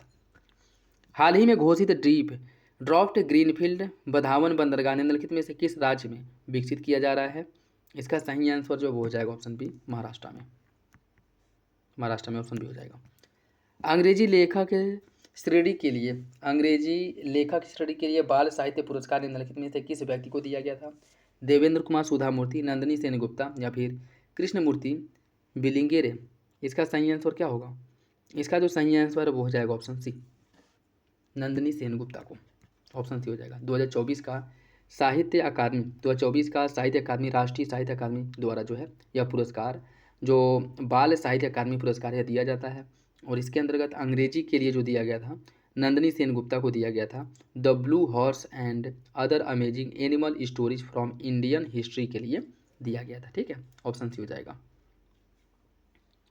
और अगर हिंदी की पूछ ले, हिंदी के लिए जो है देवेंद्र कुमार को दिया गया था बच्चों की कहानियों के संग्रह के लिए, बच्चों के कहानी संग्रह के लिए, जिसमें 51 बाल कहानियों का संग्रह किया गया, ठीक। हिंदी के लिए देवेंद्र कुमार को, अंग्रेजी के लिए नंदिनी सेनगुप्ता को। निम्नलिखित में से कौन आई हैव द स्ट्रीट्स ए कुट्टी क्रिकेट स्टोरी पुस्तक के लेखक है? इसका सही आंसर है ऑप्शन सभी, रविचंद्रन अश्विन। Option C. पर्यावरण प्रदर्शन सूचकांक 2024 के संदर्भ में निम्नलिखित में से कौन सा विकल्प सही है? भारत 180 देशों में से 176वें स्थान पर है।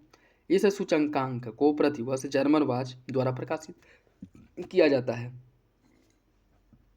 कौन सा विकल्प इसका सही है? इसका जो सही आंसर है वो हो जाएगा ऑप्शन सी। पहला सही है, दूसरा गलत है। दूसरा गलत क्यों है?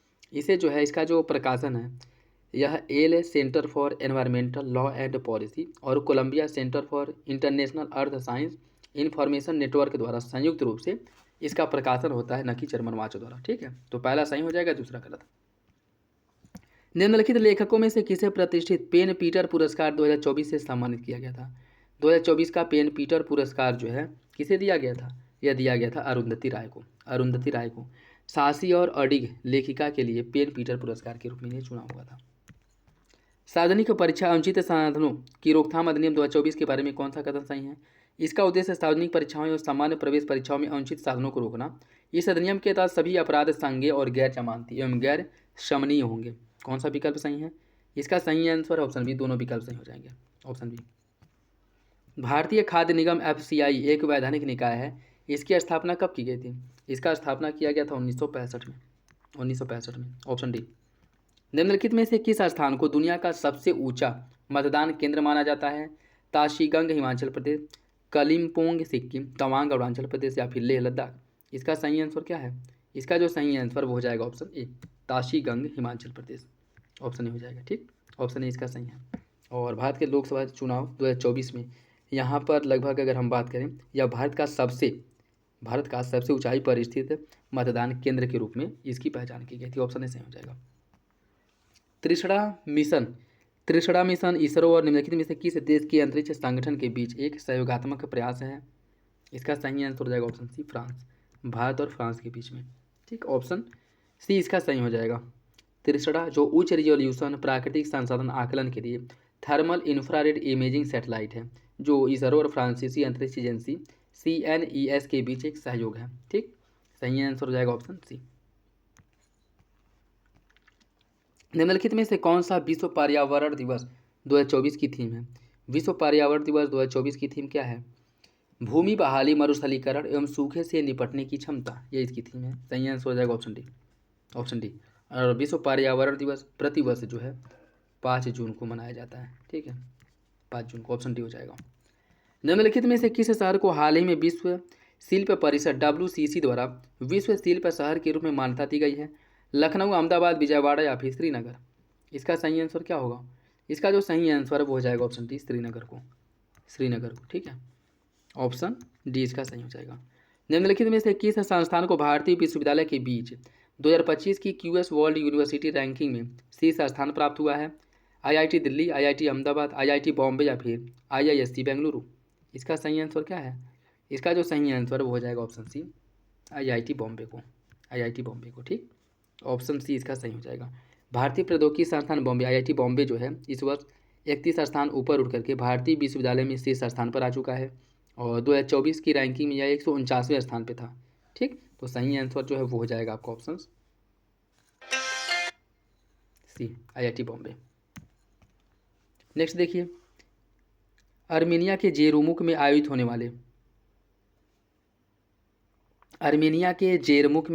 होने वाले मेमोरियल 2024 शतरंज टूर्नामेंट का विजेता कौन था? इसका जो विजेता है कौन था? मैग्नस कार्लसन, अर्जुन एरिगैसी, आर प्रगनंदा या फिर हिकारू नाकामुरा?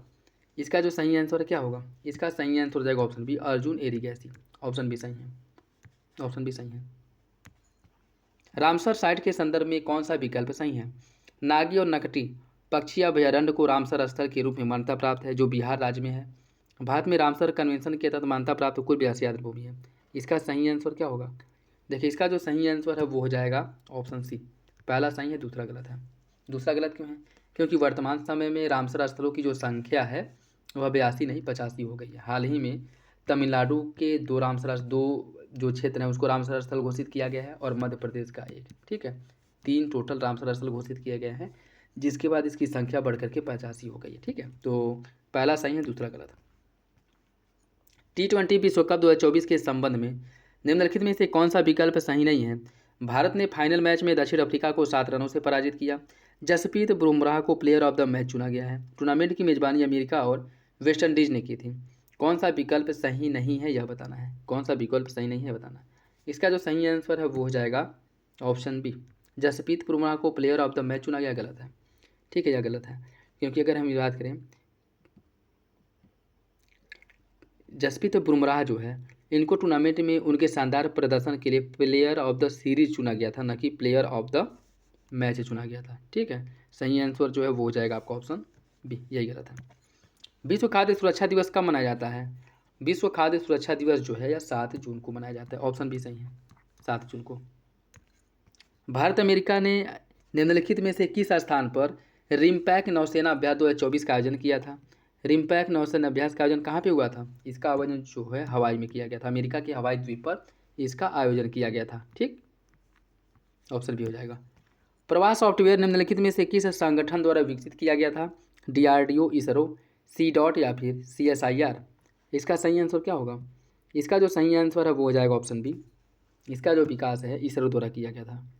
ठीक है, इसका विकास किया गया था इसरो द्वारा। ऑप्शन बी सही है। निम्नलिखित में से किस देश ने पशुधन के कार्बन उत्सर्जन पर कर लगाया है? न्यूजीलैंड, यूनाइटेड किंगडम, डेनमार्क या फिर स्वीडन? इसका जो सही आंसर है वो हो जाएगा ऑप्शन सी, डेनमार्क द्वारा। पशुधन के पशुओं द्वारा जो कार्बन डाइऑक्साइड का उत्सर्जन किया जाता है इस पर कर लगाने वाला विश्व का पहला देश डेनमार्क बन गया है। ऑप्शन सी। फ्रेंच ओपन 2024 पुरुष एकल ग्रैंड स्लैम टेनिस टूर्नामेंट का विजेता कौन है? Rafael Nadal, Jannik Sinner, Alexander Zverev या फिर कार्लोस अल्कराज? इसका सही आंसर क्या होगा? इसका जो सही आंसर है वो हो जाएगा option D, Carlos Alcaraz. Option D सही है। निम्नलिखित में से थल सेनाध्यक्ष कौन है? मनोज पांडे, उपेंद्र द्विवेदी, NS राजा सुब्रमणी या फिर दिनेश त्रिपाठी? इसका जो सही आंसर है वो हो जाएगा option B, Upendra Dwivedi. Option B सही है। वैश्विक लैंगिक अंतराल सूचकांक 2024 के बारे में कौन सा कथन सही है? नॉर्वे विश्व का सर्वाधिक लैंगिक समानता वाला देश है। वैश्विक रैंकिंग में भारत 2023 में 127वें स्थान से 2 पायदान नीचे गिर करके 129वें स्थान पर आ गया है। कौन सा विकल्प इसका सही है? इसका जो सही आंसर है वो हो जाएगा, क्या पूछा है कि कौन सा विकल्प सही है? इसका सही आंसर हो जाएगा ऑप्शन ए। दूसरा सही है, पहला गलत है। ठीक है, पहला गलत क्यों है? क्योंकि पहले नंबर पे नॉर्वे नहीं बल्कि फिनलैंड है। नॉर्वे की अगर हम बात करें दूसरे नंबर पे है, तो दूसरा सही है, पहला गलत है। निम्नलिखित में से किस संगठन ने संयुक्त राष्ट्र विश्व सूचना समाज शिखर सम्मेलन WSIS 2024 पुरस्कार जीता? Tata consultancy services TCS, central for development of telematics CDOC, national association of software and services company NASSCOM, या फिर Oracle financial services software limited. किसके द्वारा पुरस्कार जीता गया था? यह पुरस्कार जो है CDOT, centre for development of telematics ने जीता था। ठीक, ऑप्शन बी हो जाएगा। निम्नलिखित में से किस भारतीय बंदरगाह को विश्व तथा SP ग्लोबल मार्केट इंटेलिजेंस द्वारा विकसित container port performance index CPPI में पहला स्थान प्राप्त हुआ है? पारादीप बंदरगाह, कामराज, विशाखापत्तनम, या फिर जवाहरलाल नेहरू। इसका सही आंसर है ऑप्शन सी, विशाखापत्तनम बंदरगाह को। ठीक है, ऑप्शन सी इसका सही हो जाएगा। संयुक्त राष्ट्र ने निम्नलिखित में से किस वर्ष को अंतर्राष्ट्रीय क्वांटम विज्ञान एवं प्रौद्योगिकी वर्ष के रूप में घोषित किया? 24, 25, 27 या फिर 30। इसका सही आंसर है ऑप्शन बी, 2025 को। 2025 को। उत्तर प्रदेश ने निम्नलिखित में से किस जिले में रानीपुर वन्यजीव अभयारण्य में राज्य के चौथे बाघ अभयारण्य की अधिसूचना को स्वीकृति दी है? कुशीनगर, श्रावस्ती, हमीरपुर या फिर चित्रकूट। इसका सही आंसर है ऑप्शन डी, चित्रकूट में। लागोस में world table tennis WTT contender में सिंगल्स क्राउन जीतने वाली पहली भारतीय महिला कौन बनी है? पहली भारतीय महिला कौन बनी है? श्रीजा अकुला, सितार्था मुखर्जी, अहिका मुखर्जी या फिर राधिका जैन। इसका सही आंसर क्या है? वो हो जाएगा आपका ऑप्शन है श्रीजा अकुला। ऑप्शन ए सही है। राष्ट्रीय सांख्यिकी दिवस के संदर्भ में कौन सा विकल्प सही है? यह भारत में प्रतिवर्ष 29 जून को मनाया जाता है। यह भारतीय सांख्यिकी के जनक कहे जाने वाले प्रशांत चंद्र महालनोबिस की जयंती के उपलक्ष्य में मनाया जाता है। इसका सही आंसर क्या है? इसका सही आंसर हो जाएगा ऑप्शन बी, दोनों विकल्प आपका सही हो जाएगा। ठीक है, दोनों विकल्प सही हैं। निम्नलिखित में से कौन द्विपक्षीय अभ्यास जापान के बीच आयोजित किया था? भारत और जापान के बीच में। मालाबार, वीर गार्जियन और शून्य मैत्री, धर्म गार्जियन, खंजर। कूट के हिसाब से सही आंसर का चयन करना है। इसका जो सही आंसर है क्या होगा? इसका जो सही आंसर है वो हो जाएगा ऑप्शन बी। अगर हम बात करें द्विपक्षीय सैन्य अभ्यास की अगर हम बात करें देखिए इसमें जो है ये नहीं होगा, जो आंसर वो गलत दिया है। ठीक है, 2 और 3 होगा। ठीक, वीर गार्जियन और सिन्धु मैत्री यह भारत और जापान के बीच में होता है, और धर्म गार्जियन होता है मालाबार। इसमें 4 देश पार्टिसिपेट करते हैं जो क्वाड मेंबर हैं उनके द्वारा। ठीक है, और बाकी जो खंजर है यह भारत और किर्गिस्तान के बीच में होता है। खंजर या भारत किर्गिस्तान के बीच में होता है। तो इसका 2 और 3 होना चाहिए, जो कि ऑप्शन में दिया ही नहीं है। ठीक है, क्योंकि द्विपक्षीय अभ्यास पूछा है तो इसमें भारत और जापान ही शामिल होने चाहिए। मालाबार में तो 4 देश होते हैं। ठीक, भारत हो गया, ऑस्ट्रेलिया हो गया, और उसके साथ साथ जो है जापान हो गया और अमेरिका हो गया। यह 4 देश पार्टिसिपेट करते हैं। वीर गार्जियन, जिसको धर्म गार्जियन, सिन्धु मैत्री और धर्म गार्जियन सभी जो है भारत और जापान के बीच में होता है। ठीक है, तो 2 और 3 इसका सही आंसर होगा। पहला और चौथा गलत है, ये ऑप्शन भी गलत दिया है। ठीक, निम्नलिखित में से कौन भारतीय नौसेना की पहली महिला हेलीकॉप्टर पायलट बनी है? भारत की पहली महिला हेलीकॉप्टर पायलट कौन बनी है? अनामिका बी राजीव। ऑप्शन हो जाएगा। 2024 में आयोजित all India tennis association AITA निम्नलिखित में से किस व्यक्ति को आजीवन उपलब्धि के लिए दिलीप बोस पुरस्कार देने की घोषणा की है? किसे देने की घोषणा की गई है? नरसिंह और रोहिणी लोखंडे को। ऑप्शन ही सही हो जाएगा। ठीक दोस्तों, वीडियो अगर अच्छा लगे तो लाइक जरूर कर दिया करें, और अपने दोस्तों साथियों के साथ वीडियो जरूर शेयर कर दें। और किसी भी क्वेश्चंस को लेकर के कोई डाउट हो कमेंट बॉक्स में कमेंट करके पूछ सकते हैं। देखिए इसके साथ जो प्रैक्टिस सेट कराया जाता है इसमें आपका केवल GS के क्वेश्चंस तैयार नहीं होते हैं। इसमें 30, 35 या 40 क्वेश्चन जो है आपके करंट अफेयर के होते हैं। तो साथ साथ में करंट अफेयर के सेक्शन भी, आपका करंट अफेयर वाला सेक्शन भी तैयार हो रहा है। ठीक है, तो चैनल को जरूर सब्सक्राइब, वीडियो को जरूर लाइक कर दिया करें। निम्नलिखित में से कौन उत्तर प्रदेश की पहली महिला मुख्यमंत्री थी? उत्तर प्रदेश की पहली महिला मुख्यमंत्री जो है वह सुचेता कृपलानी थी। ऑप्शन बी हो जाएगा। नमामि गंगा कार्यक्रम के बारे में कौन सा कथन सही है? यह केंद्र सरकार द्वारा 2014 में इसकी शुरुआत की गई थी एक फ्लैगशिप कार्यक्रम के रूप में। राष्ट्रीय गंगा परिषद की अध्यक्षता जल शक्ति मंत्री करते हैं। इसका जो सही आंसर है क्या होगा? इसका सही आंसर हो जाएगा ऑप्शन ए। पहला सही है, दूसरा गलत है। दूसरा जो है गलत हो जाएगा, क्योंकि राष्ट्रीय गंगा परिषद की अध्यक्षता जो है प्रधानमंत्री द्वारा की जाती है। ठीक है, प्रधानमंत्री द्वारा। पहला सही है, दूसरा गलत। भारत में गेहूं उत्पादन के बारे में कौन सा कथन सही है? मतलब क्रम से इन्हें लगाना है। गेहूं उत्पादन के जो राज्य हैं, सबसे अधिक गेहूं का उत्पादन उत्तर प्रदेश, फिर मध्य प्रदेश, फिर पंजाब। ऑप्शन ए हो जाएगा। ठीक, राष्ट्रीय कृषि विकास योजना RKVY के संदर्भ में कौन सा कथन सही है? इसे 2007 में प्रारंभ किया गया था। यह एक केंद्र प्रायोजित योजना है। कौन सा विकल्प इसका सही है? इसका सही आंसर हो जाएगा ऑप्शन बी। दोनों विकल्प सही हो जाएगा ऑप्शन बी। हाल ही में चर्चा में रहा स्वयं पोर्टल किससे संबंधित है?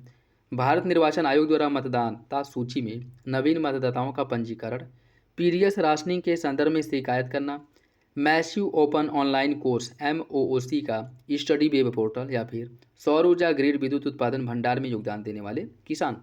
इसका सही आंसर क्या होगा? इसका जो सही आंसर है वो हो जाएगा option C, massive open online course MOOC study web portal है। ऑप्शन सी हो जाएगा। ठीक है, स्वयं पोर्टल की बात कर रहा है ऑप्शन सी। और इसकी अगर हम बात करें, स्वयं पोर्टल जो है या स्टडी वेब पोर्टल है, इसे मानव संसाधन विकास मंत्रालय द्वारा 2017 में लॉन्च किया गया था। Option C. अग्निपथ योजना के बारे में कौन सा विकल्प सही है? यह तीनों सेनाओं थल सेना, नौसेना, वायुसेना में अल्प अवधि के लिए कार्मिकों को भर्ती करने की एक योजना है। बैच के केवल 25% को 15 वर्ष की अवधि के लिए उनकी संबंधित सेवाओं में पुनः भर्ती किया जाएगा। कौन सा विकल्प सही है? इसका जो सही आंसर है वो हो जाएगा ऑप्शन बी। दोनों विकल्प सही है। ठीक है, दोनों विकल्प सही हो जाएगा। उत्तर प्रदेश राज्य वर्ष 2022-23 में राष्ट्रीय आय में कितने प्रतिशत योगदान के साथ भारत में दूसरी सबसे बड़ी अर्थव्यवस्था बन चुका है? इसका जो सही आंसर है वो हो जाएगा ऑप्शन सी, 9.2%। देखिए, उस समय जो है उत्तर प्रदेश भारत की GDP में योगदान देने वाला दूसरा राज्य बन गया था, लेकिन वर्तमान समय में उत्तर प्रदेश को तमिलनाडु ने पीछे छोड़ दिया है और तमिलनाडु दूसरे नंबर पे है, उत्तर प्रदेश तीसरे नंबर पे आ चुका है। ठीक है, ऑप्शन सी। निम्नलिखित में से कौन सा आयाम बहुआयामी गरीबी सूचकांक MAPI में शामिल नहीं है? शिक्षा, स्वास्थ्य, रोजगार या फिर जीवन स्तर। इसका सही आंसर क्या है? इसका सही आंसर हो जाएगा ऑप्शन सी, रोजगार इसमें शामिल है। बाकी शिक्षा, स्वास्थ्य और जीवन स्तर, यह तीनों जो है बहुआयामी गरीबी सूचकांक के प्रमुख आयाम हैं। तो ऑप्शन सी सही है। कृषि लागत और मूल्य आयोग CACP के संदर्भ में कौन सा विकल्प सही है? यह जनवरी 1965 में अस्तित्व में आया था। इसकी सिफारिश सरकार पर बाध्यकारी नहीं है। कौन सा विकल्प इसका सही है? इसका सही आंसर हो जाएगा ऑप्शन डी। दोनों विकल्प सही हैं। इसकी सिफारिश जो है यह सरकार पर बाध्यकारी नहीं होती और 1965 में यह अस्तित्व में आया था। दोनों विकल्प सही हो जाएगा। निम्नलिखित में से किसे भारत के विदेशी मुद्रा भंडार में शामिल किया जाता है? विदेशी मुद्रा परिसंपत्ति, स्वर्ण भंडार, विशेष आहरण अधिकार या फिर उपरोक्त में से सभी। इसका जो सही आंसर है वो हो जाएगा ऑप्शन डी। इन सभी को जो है भारत के विदेशी मुद्रा भंडार में रखा जाता है। ठीक, ऑप्शन डी हो जाएगा। मूल्यह्रास और स्थिर विनिमय दर प्रणाली में मुद्रा के मूल्य में गिरावट है। मूल्य वृद्धि एक मुद्रा के मूल्य में दूसरी मुद्रा के सापेक्ष वृद्धि है। सही आंसर क्या होगा? इसका सही आंसर हो जाएगा ऑप्शन बी। दोनों विकल्प सही हैं। निम्नलिखित में से कौन सा वक्र यह दर्शाता है कि मुद्रास्फीति और बेरोजगारी में विपरीत संबंध है? कुजनेट्स वक्र, लॉरेंज, फिलिप्स या फिर उपरोक्त में से कोई नहीं। इसका जो सही आंसर है क्या होगा? इसका सही आंसर हो जाएगा ऑप्शन सी, फिलिप वक्र। Option C. उदारीकृत विनिमय दर प्रबंधन प्रणाली किस केंद्रीय बजट में पेश किया गया था? LERMS किस केंद्रीय बजट में पेश किया गया था?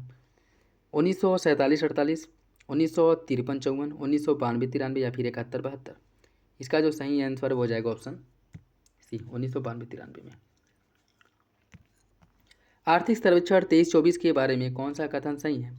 वित्त वर्ष 2024 में भारत की वास्तविक GDP में 8.2% की वृद्धि हुई, जो लगातार तीसरा वर्ष है जब समृद्धि 7% से अधिक थी।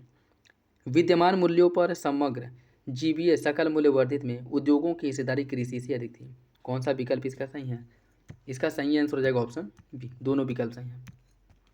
निम्नलिखित में से कौन सा कथन कर राजस्व उछाल की अवधारणा का सर्वोत्तम वर्णन करता है? कुल जनसंख्या में कर राजस्व का अनुपात, कर दरों में परिवर्तन के प्रभाव सहित कर आधारों में परिवर्तन के प्रति कर राजस्व की प्रतिक्रियाशीलता, कर दरों में किसी भी परिवर्तन पर विचार किए बिना कर आधार में परिवर्तन के प्रति कर राजस्व की प्रतिक्रियाशीलता, या फिर विभिन्न देशों के बीच कर राजस्व की तुलना। इसका सही आंसर हो जाएगा ऑप्शन बी, कर दरों में परिवर्तन के प्रभाव सहित कर आधार में परिवर्तन के प्रति कर राजस्व की प्रतिक्रियाशीलता। Option B. आर्थिक सर्वेक्षण 23-24 द्वारा उपलब्ध कराए गए प्रत्यक्ष और अप्रत्यक्ष कर आंकड़ों के संदर्भ में कौन सा विकल्प सही है? वित्त वर्ष 2023 की तुलना में वित्त वर्ष 2024 में प्रत्यक्ष करों में 15.8 और प्रत्यक्ष करों में 10.6% की वृद्धि हुई है। सकल कर राजस्व में 50% से अधिक योगदान अप्रत्यक्ष कर का है। कौन सा विकल्प सही है? इसका जो सही आंसर है वो हो जाएगा ऑप्शन डी। पहला सही है, दूसरा गलत है। देखिए, प्रत्यक्ष कर में 55% प्रत्यक्ष कर जो है कुल कर में 55% का योगदान देता है और अप्रत्यक्ष कर का जो योगदान है 45% है। ठीक है, तो सबसे अधिक जो योगदान है 50% से अधिक योगदान प्रत्यक्ष कर का है। तो पहला सही हो जाएगा, दूसरा गलत है। वित्त वर्ष 2023 की तुलना में वित्त वर्ष 2024 में केंद्र सरकार द्वारा पूंजीगत व्यय परिनियोजन में किस क्षेत्र में सबसे अधिक वृद्धि हुई है? रेलवे, सड़क परिवहन राजमार्ग, आवासन और शहरी कार्य या फिर पुलिस? किस में अधिक वृद्धि हुई है? रेलवे में। ऑप्शन ए हो जाएगा।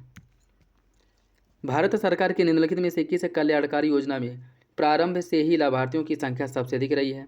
स्वच्छ भारत मिशन, प्रधानमंत्री आवास योजना, प्रधानमंत्री उज्ज्वला योजना या फिर आयुष्मान भारत योजना? इसका सही आंसर क्या होगा? इसका जो सही आंसर है वो हो जाएगा ऑप्शन ए, स्वच्छ भारत मिशन में। ऑप्शन ए सही है और इसकी शुरुआत 2014 में की गई थी। नवीनतम आवधिक श्रमबल सर्वेक्षण रिपोर्ट 2022-23 के अनुसार महिला श्रमबल भागीदारी दर क्या है? महिला श्रमबल भागीदारी दर जो है यह 37% है। यह इंपॉर्टेंट याद रखिएगा, ठीक है, 37% है। और इसकी अगर हम बात करें 2017-18 में यह 23% थी, जो बढ़ करके इस समय 37% हो गया है। निम्नलिखित, और यह नवीनतम डेटा है, ठीक है।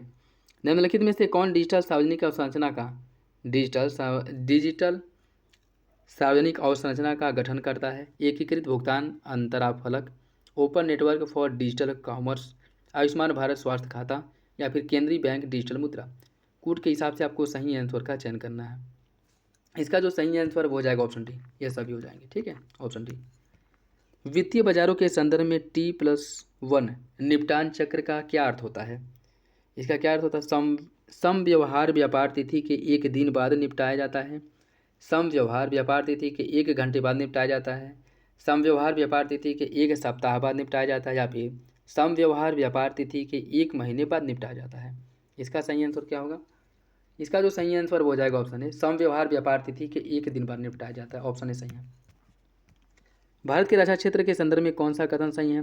वित्त वर्ष 2024 में भारत के रक्षा क्षेत्र में अब तक सबसे अधिक रक्षा निर्यात हुआ है और वर्तमान में भारत विश्व के शीर्ष 25 आयुध निर्यातक देशों में शामिल हो गया है। इसका सही आंसर क्या होगा? इसका सही आंसर ऑप्शन डी। दोनों विकल्प सही हैं, दोनों विकल्प सही हैं। विगत 4 वर्षों में भारत ने निम्नलिखित में से किन देशों के साथ मुक्त व्यापार समझौते पर हस्ताक्षर किया है?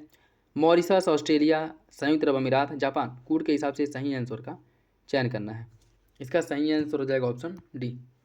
मॉरिशस के साथ, ऑस्ट्रेलिया के साथ और संयुक्त अरब अमीरात के साथ हो चुका है, जापान के साथ नहीं हुआ है, ठीक है, ऑप्शन डी हो जाएगा। लॉजिस्टिक्स परफॉर्मेंस इंडेक्स LPI 2023 के बारे में कौन सा कथन सही है? इसे विश्व आर्थिक मंच द्वारा जारी किया जाता है। 139 देशों के सूचकांक में 141 देशों के सूचकांक में भारत 38वें नंबर पे है। कौन सा विकल्प इसका सही है? इसका जो सही आंसर है वो हो जाएगा ऑप्शन डी। दूसरा सही है, पहला गलत है। दूसरा सही, पहला गलत क्यों है? क्योंकि इसे जो है विश्व बैंक के समूह द्वारा विकसित और इंटरेक्टियल बेंचमार्क द्वारा इसे जो है प्रकाशित किया जाता है, ठीक है। तो विश्व बैंक के समूह द्वारा इसका विकास किया जाता है, न कि विश्व आर्थिक मंच द्वारा। तो पहला गलत हो जाएगा, दूसरा सही है, ऑप्शन बी। भारत के नवीकरणीय ऊर्जा क्षेत्र के संदर्भ में कौन सा कथन सही है? भारत के नवीकरणीय ऊर्जा के बारे में कौन सा विकल्प सही है, ये बताना है। भारत की संचयी स्थापित सौर ऊर्जा क्षमता अप्रैल 2024 तक लगभग 82 गीगावाट तक पहुंच गई है।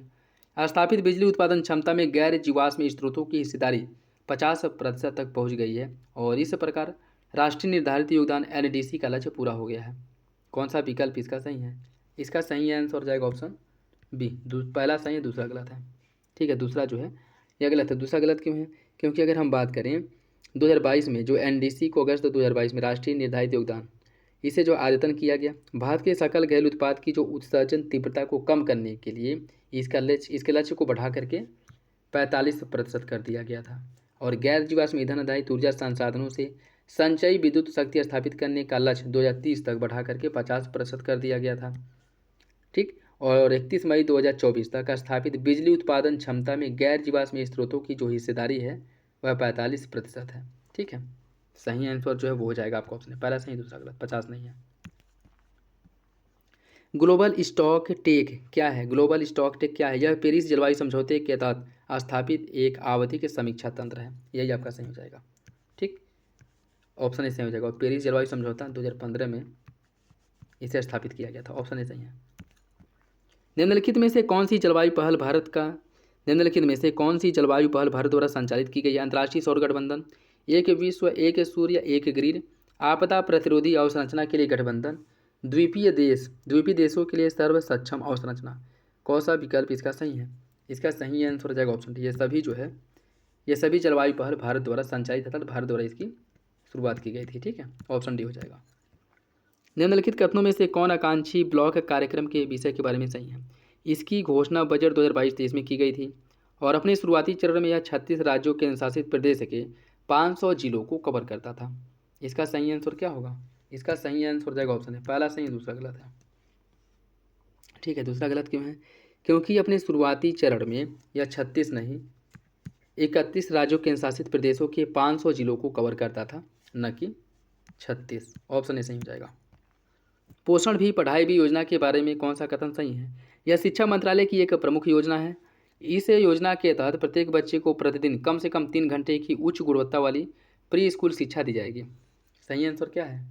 इसमें क्या पूछा है कि कौन सा विकल्प सही है? वो हो जाएगा आपका ऑप्शन ए।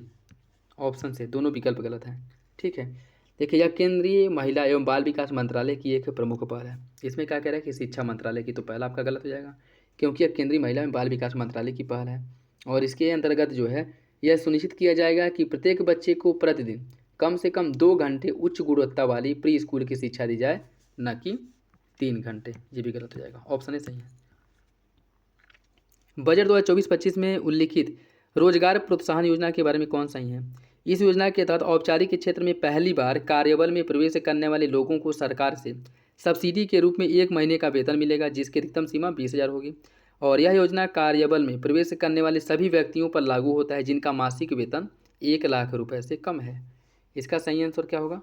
इसका जो सही आंसर है वो हो जाएगा ऑप्शन सी। दूसरा सही, पहला गलत है। पहला गलत क्यों है? क्योंकि 1 महीने के वेतन के बराबर जो सब्सिडी दी जाएगी, इसमें अधिकतम जो सीमा है वो 20,000 नहीं बल्कि 15,000 है। ठीक है, तो पहला गलत हो जाएगा, दूसरा सही है। बजट 2024-25 के अनुसार निम्नलिखित में से कौन सा कथन सरकार के राजस्व की प्रवृत्ति का वर्णन करता है? योगदान का बड़ा हिस्सा उधार और अन्य देयताओं से आता है। सरकार के कर राजस्व में आयकर का योगदान वस्तु एवं सेवा कर से अधिक है। कौन सा विकल्प इसका सही होगा? इसका जो सही आंसर है वो हो जाएगा ऑप्शन सी। दोनों विकल्प सही हैं। दोनों विकल्प सही हैं। बजट 24-25 के अनुसार तरुण श्रेणी के तहत मुद्रा ऋण की जो बढ़ी हुई सीमा है वह कितनी हो गई है?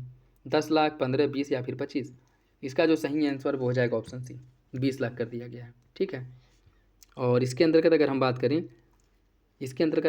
बात करें जैसे मुद्रा योजना के तहत जो ऋण है 3 भागों में बांटा गया था, शिशु, किशोर और तरुण, जिसके अंतर्गत बजट 2024-25 में तरुण के अंतर्गत जो पहले 10 लाख रुपया दिया जाता था ऋण के रूप में, इसको बढ़ा करके 20 लाख रुपया कर दिया गया।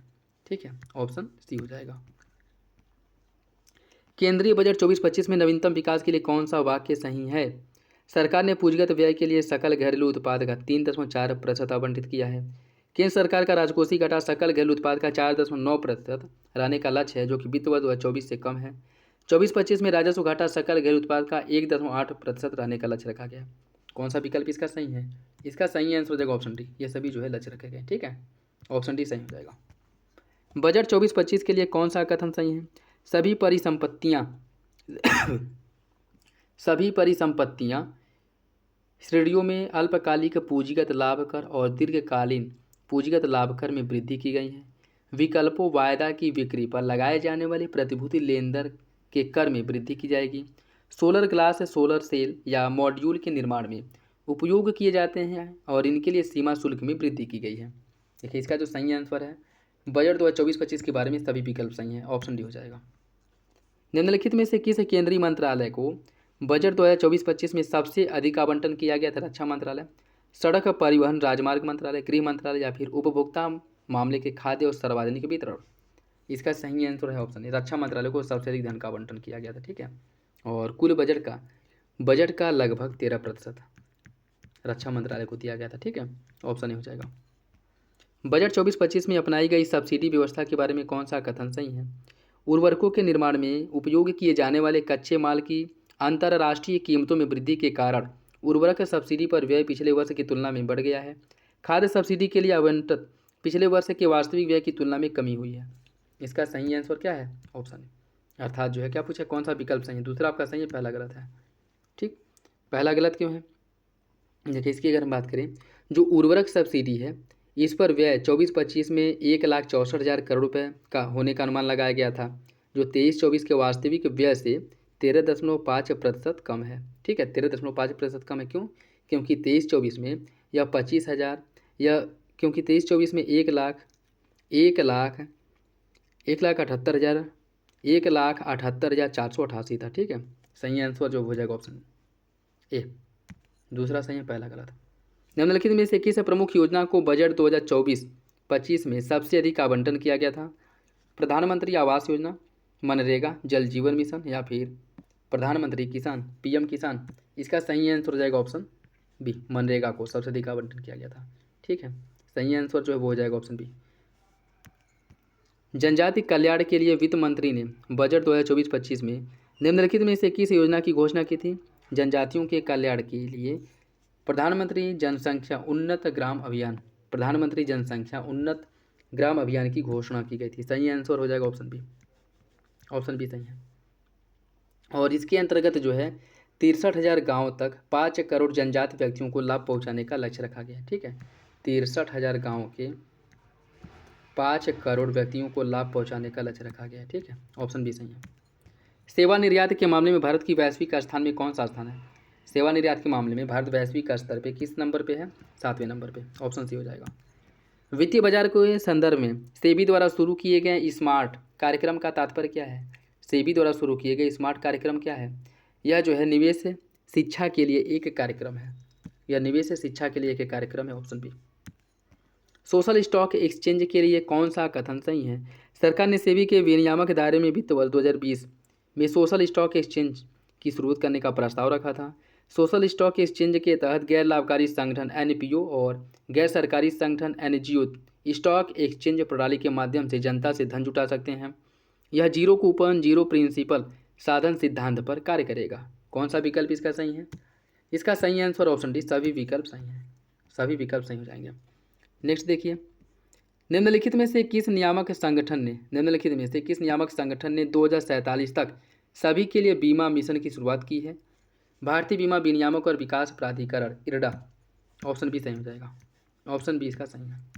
नेक्स्ट देखिए, आज का लास्ट क्वेश्चन, निम्नलिखित कथनों में से अटल पेंशन योजना आर्थिक सर्वेक्षण 23-24 के अनुसार इसके संबंध में कौन सा विकल्प सही नहीं है? पेंशन सब्सक्राइबर आधार पे एपीवाई सब्सक्राइबरों की हिस्सेदारी करीब 80% है। वित्त वर्ष 2023 में कुल सब्सक्राइबरों में महिला सब्सक्राइबरों की जो संख्या 49% थी। 1/3 से भी कम सब्सक्राइबर जो 18 से 25 वर्ष की आयु के हैं और एपीवाई खाते के ज़्यादातर जो सब्सक्राइबर हैं 1,000 रुपये प्रति महीने की पेंशन राशि के पात्र होंगे। कौन सा विकल्प इसमें से गलत है? इसका जो सही आंसर वो हो जाएगा ऑप्शन सी, ऑप्शन सी जो है यह गलत है। ठीक है, बाकी जो विकल्प हैं वो आपके सही हो जाएंगे, तो इसका जो सही आंसर है वो हो जाएगा ऑप्शन सी। ये था आज का last question. I hope video आप लोगों को अच्छा लगा होगा। वीडियो पसंद आए तो लाइक करिए, चैनल पर नए हैं तो सब्सक्राइब कर लें और बेल आइकन को प्रेस कर लें, जिससे वीडियो के महत्वपूर्ण नोटिफिकेशन आप लोगों को मिलते रहें। और किसी भी क्वेश्चंस को लेकर के कोई डाउट हो कमेंट बॉक्स में कमेंट करके पूछ सकते हैं और अपना फीडबैक जो है कमेंट बॉक्स में ज़रूर दे दिया करें। तो चलिए मिलते हैं अगले वीडियो में, तब तक के लिए धन्यवाद, जय हिंद।